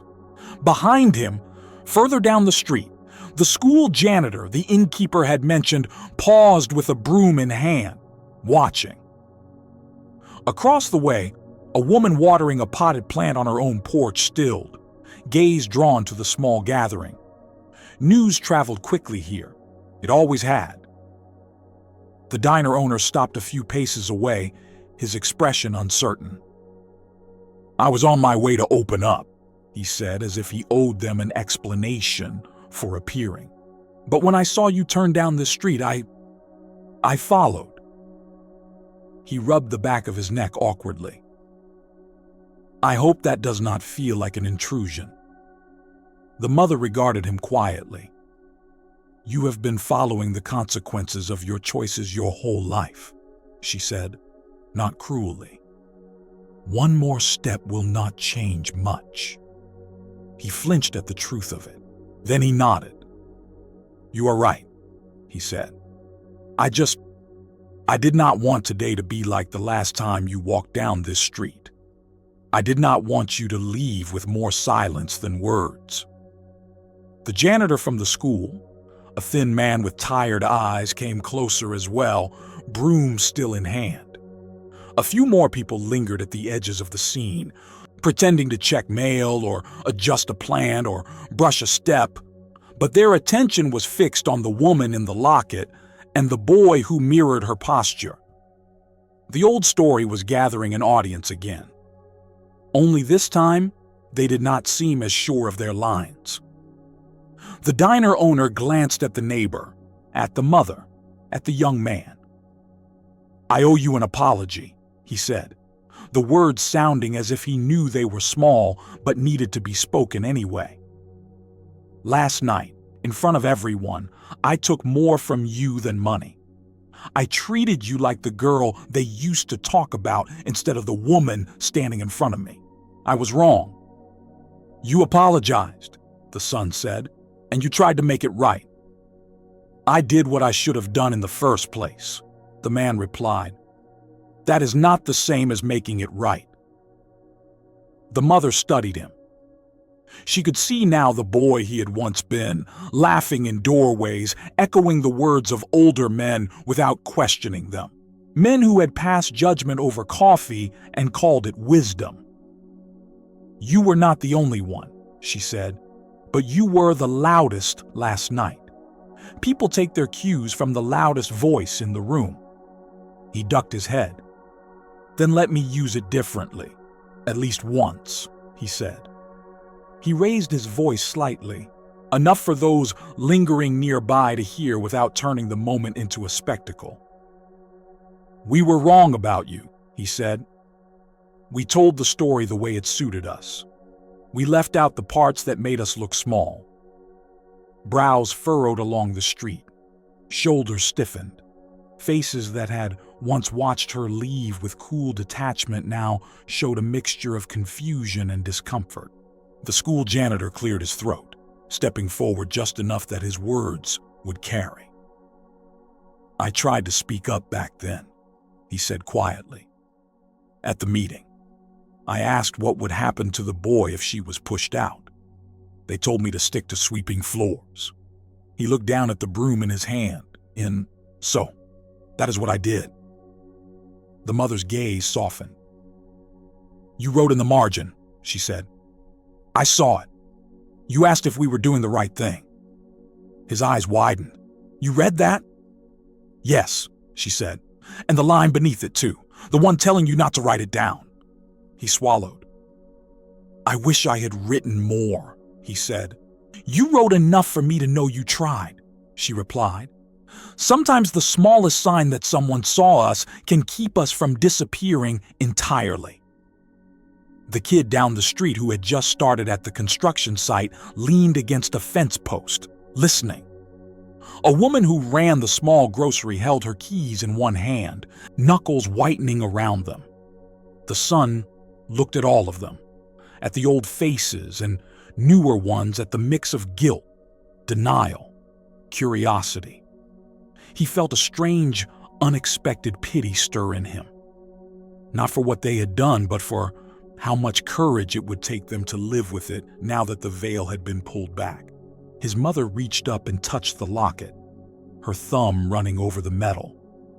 Then she stepped away from the neighbor's fence and moved toward the center of the street.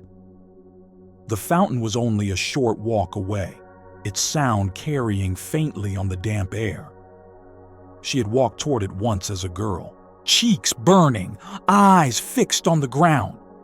Now she lifted her chin and met the morning light, however muted.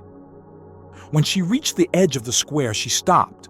The water in the fountain was clearer today, the rain having stirred and refreshed it. Drops clung to the stone, catching the pale sun in small shards. Her son came to stand beside her.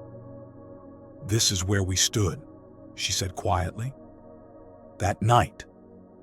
You were small enough that I could put you on my hip, but I did not, because my arms were already carrying everything I owned."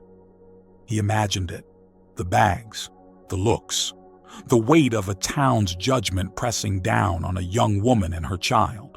He could almost see a ghostly version of them there, overlapping with the people they were now. She reached into her wallet and took out the letter again.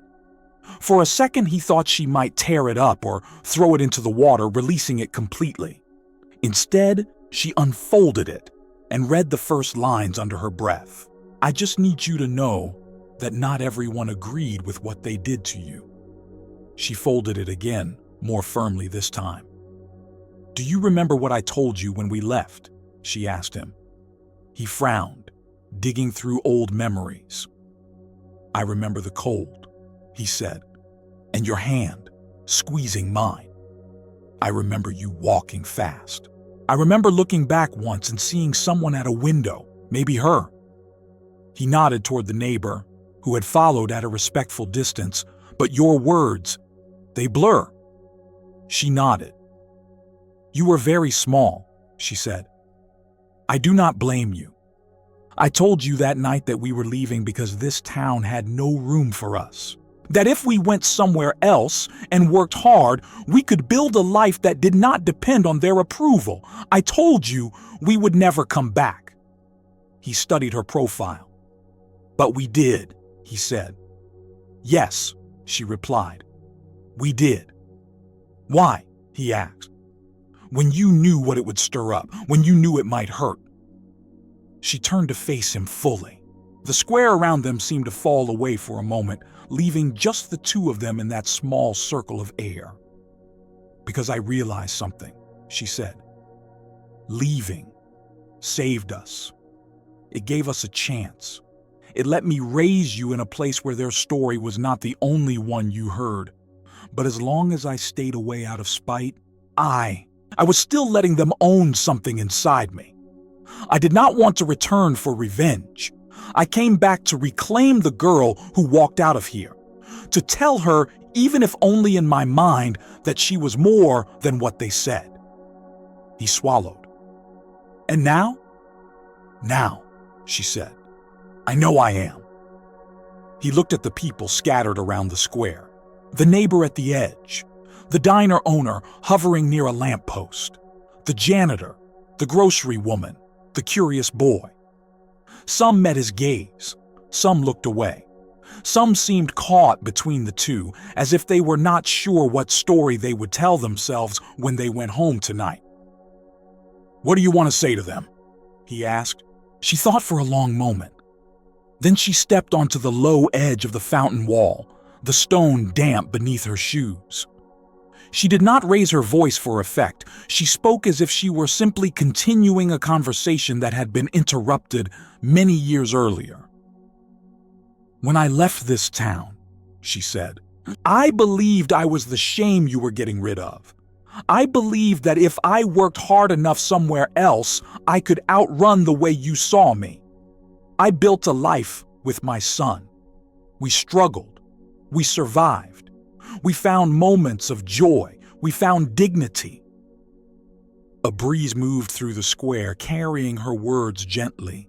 "For years, I thought that one day, if I ever came back, it would be to prove something to you," she went on, "to show you that the girl you pushed out did not disappear, that she did not become the cautionary tale you wanted her to be.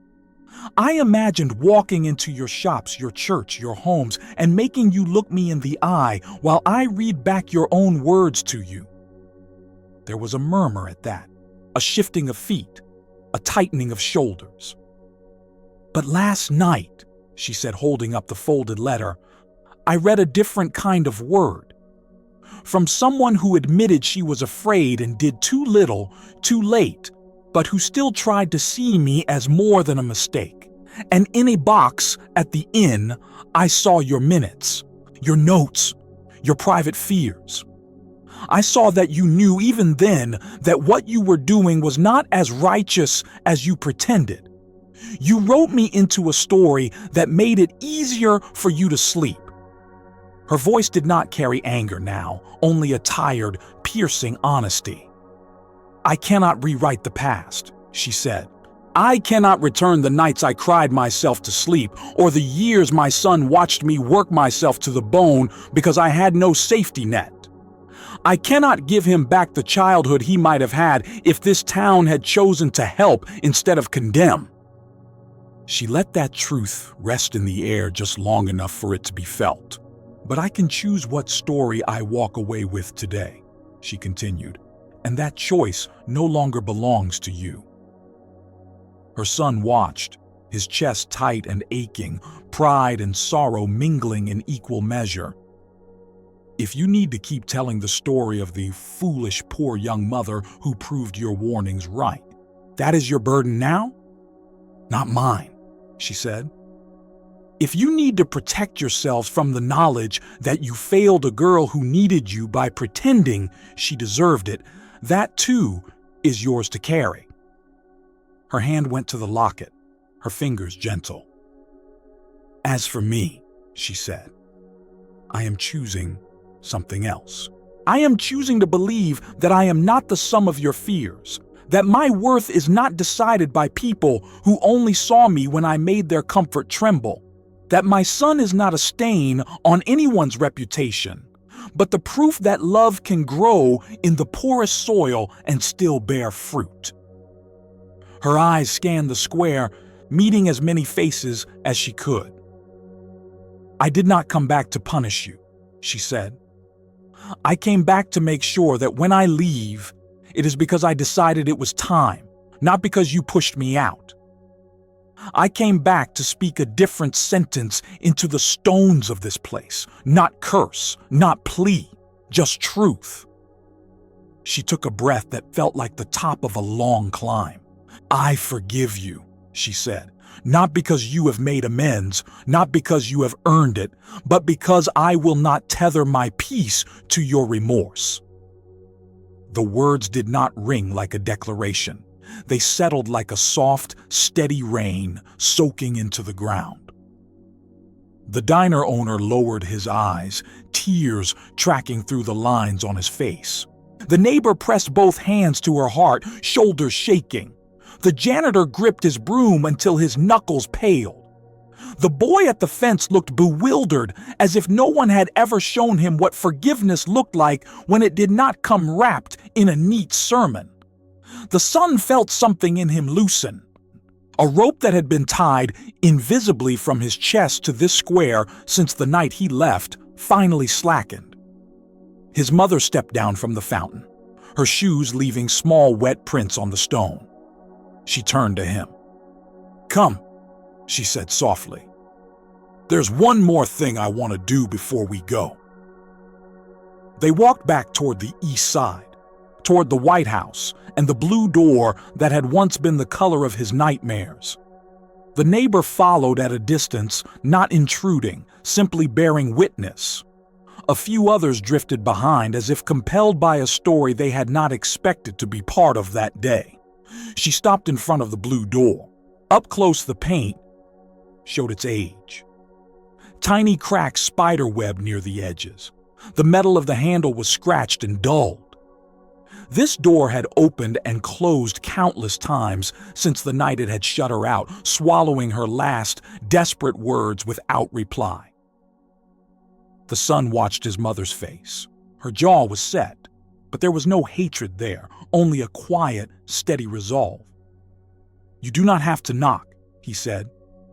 "I know," she replied. "I am not here for whoever lives inside now. They have their own lives. They do not owe me anything, and I do not owe them my ghost." She reached into her bag and took out a small object he had never seen before. It was a key, old and slightly rusty, hanging on a thin piece of string. She turned it over in her palm, the metal catching the light. "I kept one thing from this town all these years," she said. "One thing I did not leave behind." He frowned. "What is it?" "The key to the room they told me was not mine anymore," she said. "I did not give it back when I left. Maybe part of me wanted to hold on to some tiny proof that I had once belonged here, even if they said otherwise." She stepped closer to the door and pressed the key gently against the wood just below the handle. Then she lowered her hand to the small ledge above the door frame, where dust had gathered in a thin line, and set the key there. "When I walked away, they kept the roof and the walls," she said. "I kept the key. They believed they had the power. I believed I had none. I do not believe that anymore." She brushed her fingers clean on her coat. "I am leaving it here," she said quietly. "Not as a gift, not as a surrender, as a marker that the story of this house and me is finished." Her son felt the gravity of the gesture. The key had been her private symbol, the last tangible link to a life that had been taken from her. Now it lay where anyone could find it, an unremarkable object waiting to be claimed or ignored. "Someone will take it," he said. "Maybe," she answered. "Maybe they will throw it away. Maybe they will keep it without knowing why. Maybe it will rust where it is, forgotten. It does not matter. I am no longer the one holding on." They stood there in silence for a moment, facing the door that had not opened for them. Then the neighbor's voice floated over gently. Would you come in for a moment?" she asked timidly. "To my house. Not for long. I have something."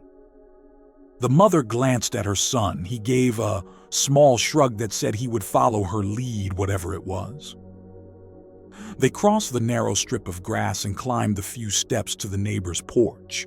Inside, the house smelled faintly of starch and lavender, like freshly ironed clothes and old linens. The furniture was simple, well cared for, corners bumped and softened by years of use. On the table by the window sat a single-place setting. One plate, one cup, one folded cloth napkin. The neighbor's eyes followed the mother's gaze. "I started doing that after you left," she said quietly. "Once a week, I would set out an extra place for whoever this town had decided did not belong that week, for the girl whose boyfriend left her, for the man who lost his job and was whispered about in line at the market, for you, especially you, even though you were not here. I would sit there and eat my soup and pray that somewhere someone was setting a place for you too." The mother swallowed. Her throat ached with the tenderness of the image. The neighbor walked to a small shelf and picked up a folded piece of cloth. When she turned back, they saw that it was a dish towel, faded but neatly laundered. "This is the towel that was in your basket," the neighbor said. "The night I left the soup. I did not expect to get it back, of course, but you left it on my porch the next day clean. I have kept it all these years." Her fingers smoothed over the fabric. "I do not know if it is appropriate, but I would like you to have it, as a reminder that for at least one night your son's hunger was not something you bore alone." The mother reached out and took the towel. The fabric was soft with age. A simple pattern of thin blue lines ran along the edge. She remembered washing it in a cracked sink, hanging it to dry in the small patch of light their old room allowed. She remembered folding it and leaving it where the neighbor would find it, wanting to say thank you without forcing her to explain anything to anyone. She held it now and felt time fold in on itself, past and present, touching briefly before returning to their own lanes. "Thank you," she said. The neighbor's eyes brimmed again.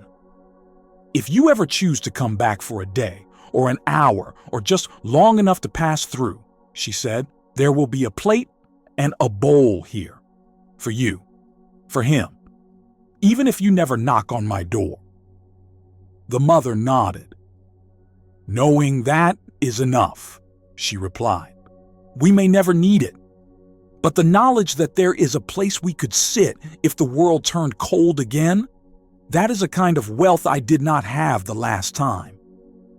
When they stepped back outside, the sun had managed to slip fully through the thinning clouds. It cast a soft golden light over the damp yard, making each droplet on the grass glimmer. They walked once more to the square. At the bus stop near the corner stood a small shelter with a clear panel facing the street. A bench sat inside, still wet. The bus schedule was taped to the glass, the ink slightly blurred where the rain had tried to smudge it away. They stood side by side, reading the times. "A bus in a little while," her son said. "Enough time to just stand here, I guess." She nodded. A man in a gray jacket approached the shelter, hesitated when he saw them, then stepped inside anyway. He nodded politely, eyes flicking from the mother to the son to the locket, and back again. "Leaving already?" he asked, voice careful. "Yes," she answered. He opened his mouth as if to speak, then closed it. His fingers drummed on his thigh. "I do not know you," he said finally. "I moved here after you left, but I have heard your name, and today I heard it in a very different way than I did before." He looked almost embarrassed. I just wanted you to know that some of us will be telling our children a new story from now on. Not about the girl who brought shame, about the woman who came back and showed us what forgiveness really looks like. The son blinked, surprised. His mother simply nodded, accepting the words without needing to hold them too tightly. "You do not owe me that," she said. "I know," the man replied. "Maybe I owe it to myself, to my kids, so they do not grow up thinking cruelty is tradition." A bus rumbled into view at the far end of the street, its engine humming, tires sending up fine sprays of water where they touched the wet asphalt. The mother looked around one last time, at the fountain, where the water now sparkled as if nothing of note had ever happened beside it, at the blue door with the key resting above it, at the neighbor on her porch, one hand lifted in a small, trembling wave, at the diner owner by his doorway, his apron already tied, a new weight in his eyes. At the innkeeper standing on the stoop, watching with his hands folded, she did not feel triumphant. She did not feel vindicated. What she felt was lighter, not empty, but cleared out. As if a long cluttered room in her chest had finally been tidied, old broken things set outside for the weather to dissolve. The bus pulled up, doors sighing open. Her son lifted their small bag, the one that carried just enough for the trip back. He turned to her. "Ready?"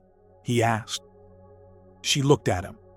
The young man who had held her hand through cities and seasons, who had watched her fight for a life that no one had promised them, who had stood beside her last night in a diner and this morning in a square, as she rewrote the ending of a story that had never been fair.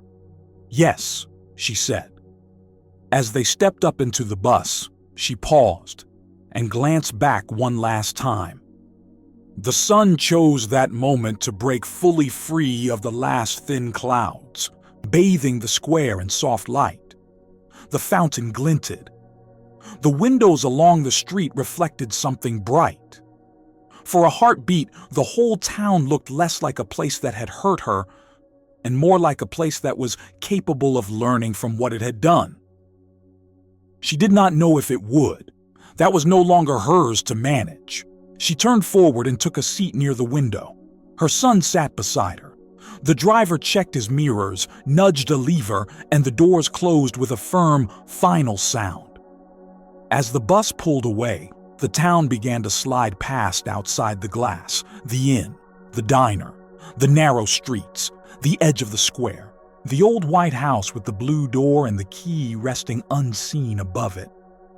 She pressed her fingers lightly to the locket.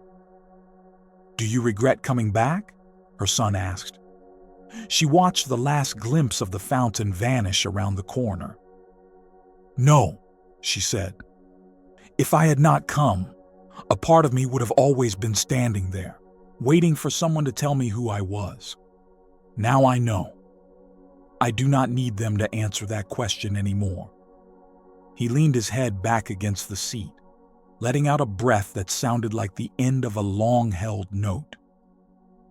"You know," he said slowly, "if anyone ever asks me about this town, I am not going to tell them about what they did to you."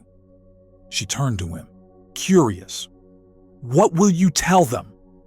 "I will tell them about a woman who walked away with nothing and came back with enough strength to forgive people who did not understand what that word cost," he said.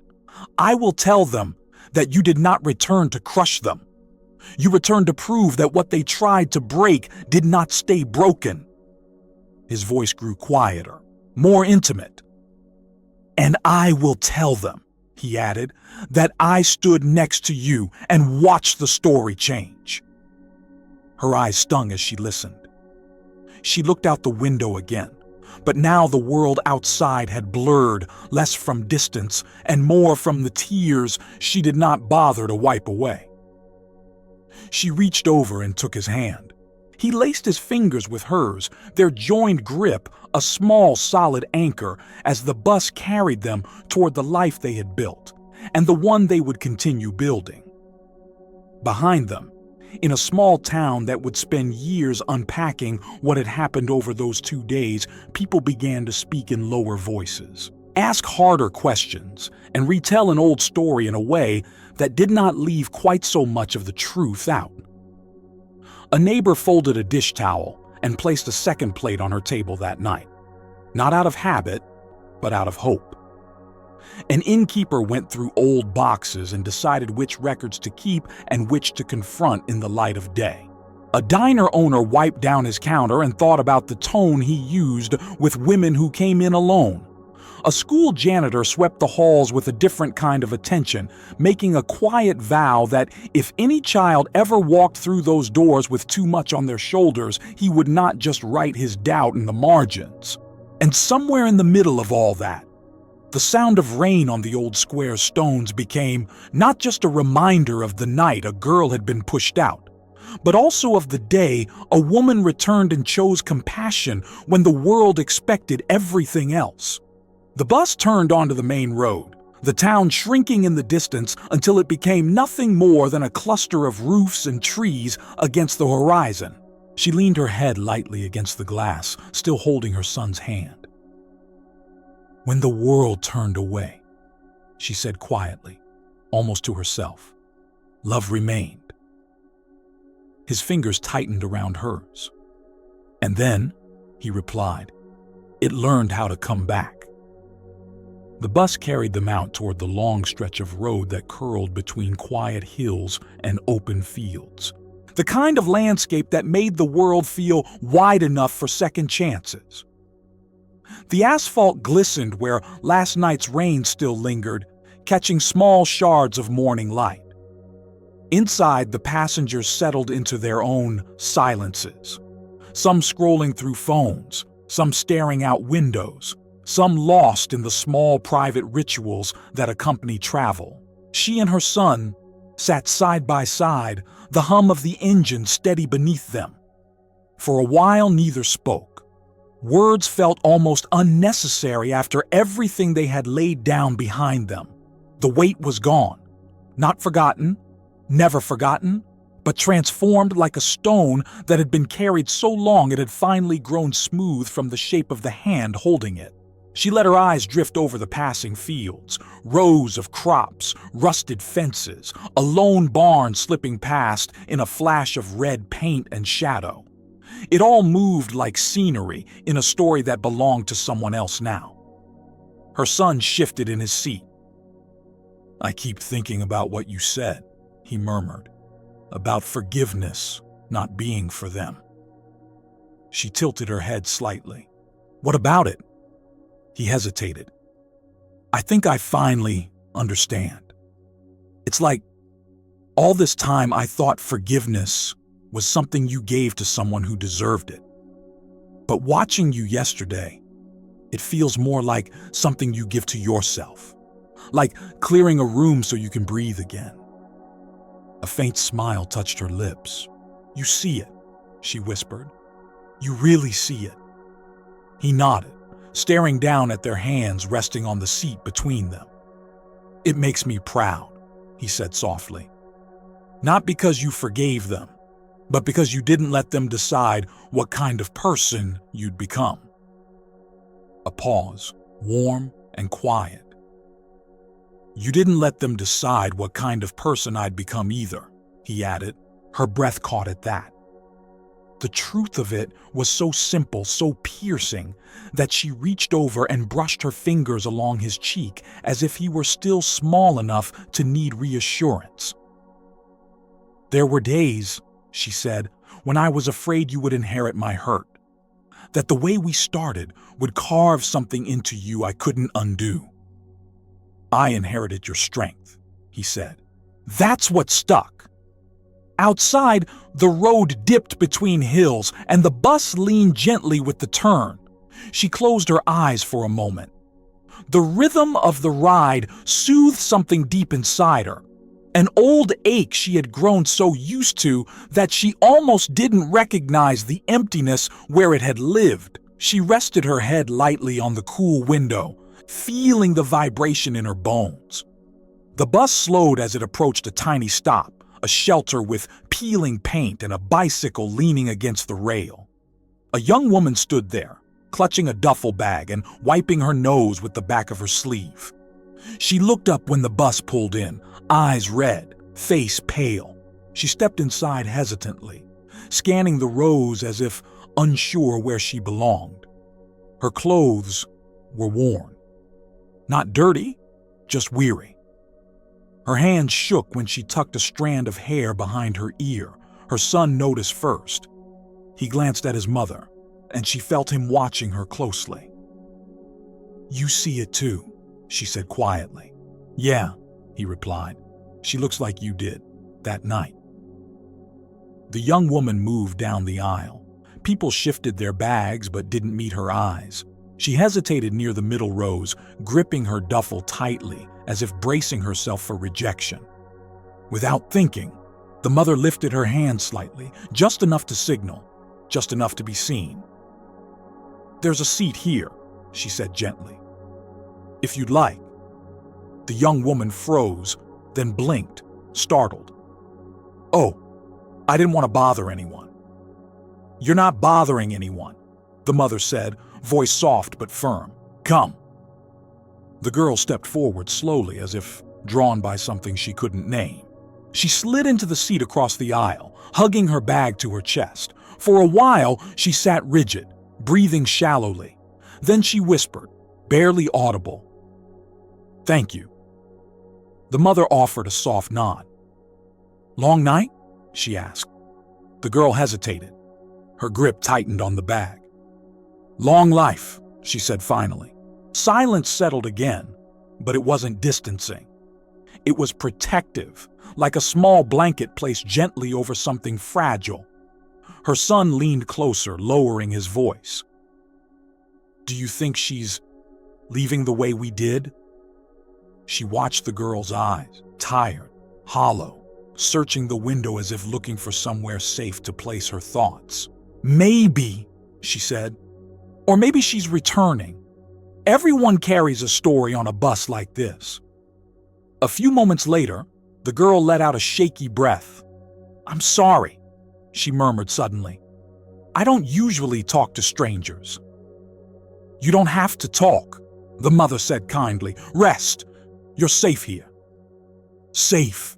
The word lingered between them. The girl's shoulders softened, just a fraction, but enough to show she'd heard it, really heard it. The bus rolled on. A bridge passed overhead, graffiti in faded blues and yellows. A river gleamed below, slow and brown from last night's rain. Fields stretched out, dotted with cows that turned their heads lazily at the sound of the bus. After a long while, the girl spoke again. "I left home this morning," she said. "I couldn't stay. Not after the things they said." She swallowed. "They told me I'd ruin the family name, that I'd be a burden, that no one would help me." The son felt a jolt of recognition so sharp it bordered on pain. He turned slowly toward his mother. She met his gaze, and in her eyes he saw not shock, not anger, but a fierce understanding. "What's your name?" the mother asked gently. "Emily," the girl whispered. "Emily," she repeated softly, letting the name settle. "People can be cruel when they're afraid. They say things that sound like truth because it helps them justify their silence." The girl's eyes welled. "You sound like you know." "I do," the mother said.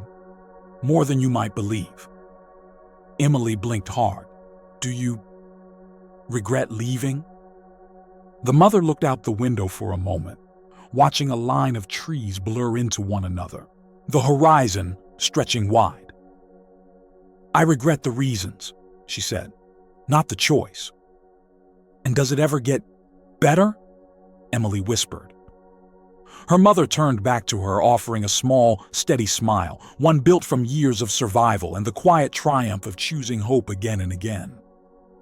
"Yes," she said simply, "if you let yourself keep walking." if you decide you're worth more than the story they told about you." Emily pressed her lips together, nodding as tears slipped quietly down her cheeks. Her son leaned forward, his voice warm and earnest. "You'll get through this," he said. "I promise you will. And someday, you'll look back and realize the bravest thing you ever did was get on that bus." Emily let out a trembling breath. "I hope so." The bus continued its winding journey, carrying them farther and farther from the town that had once tried to dictate their fate. The mother closed her eyes for a moment, feeling the rhythm of the wheels beneath her, the soft murmur of passengers, the hum of a world still moving forward. An old truth flickered quietly inside her. Sometimes healing begins not when the wound is gone, but when the weight of hiding it finally lifts. The sun grew brighter through the clouds, streaks of gold slipping across the seats. Ahead, the road curved toward the city, toward noise and anonymity and possibility. Behind them, the small town with its narrow streets and heavy history faded into a softer shape. No longer a place of exile, but a chapter laid gently to rest. Her son watched her profile, seeing something new there.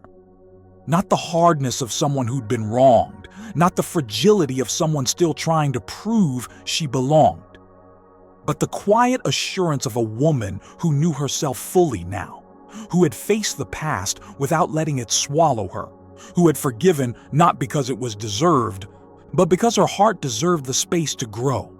He felt his chest swell with a tenderness so deep it almost hurt. "You okay?" he asked softly. She nodded. "I am," she said. "For the first time in a long time. I truly am." Emily closed her eyes on the seat beside them, her breathing evening out, the tension in her shoulders slowly unwinding.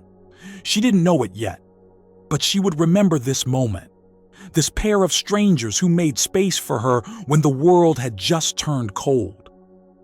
As the bus rolled forward, the mother rested her hand lightly over her son's. "Forgiveness," she murmured, "is how we turn the last page." "And love," he replied, giving her fingers a gentle squeeze, "is how we start the next one." Outside, the sun broke fully through the clouds, lighting the road ahead in soft gold, and the bus carried them on.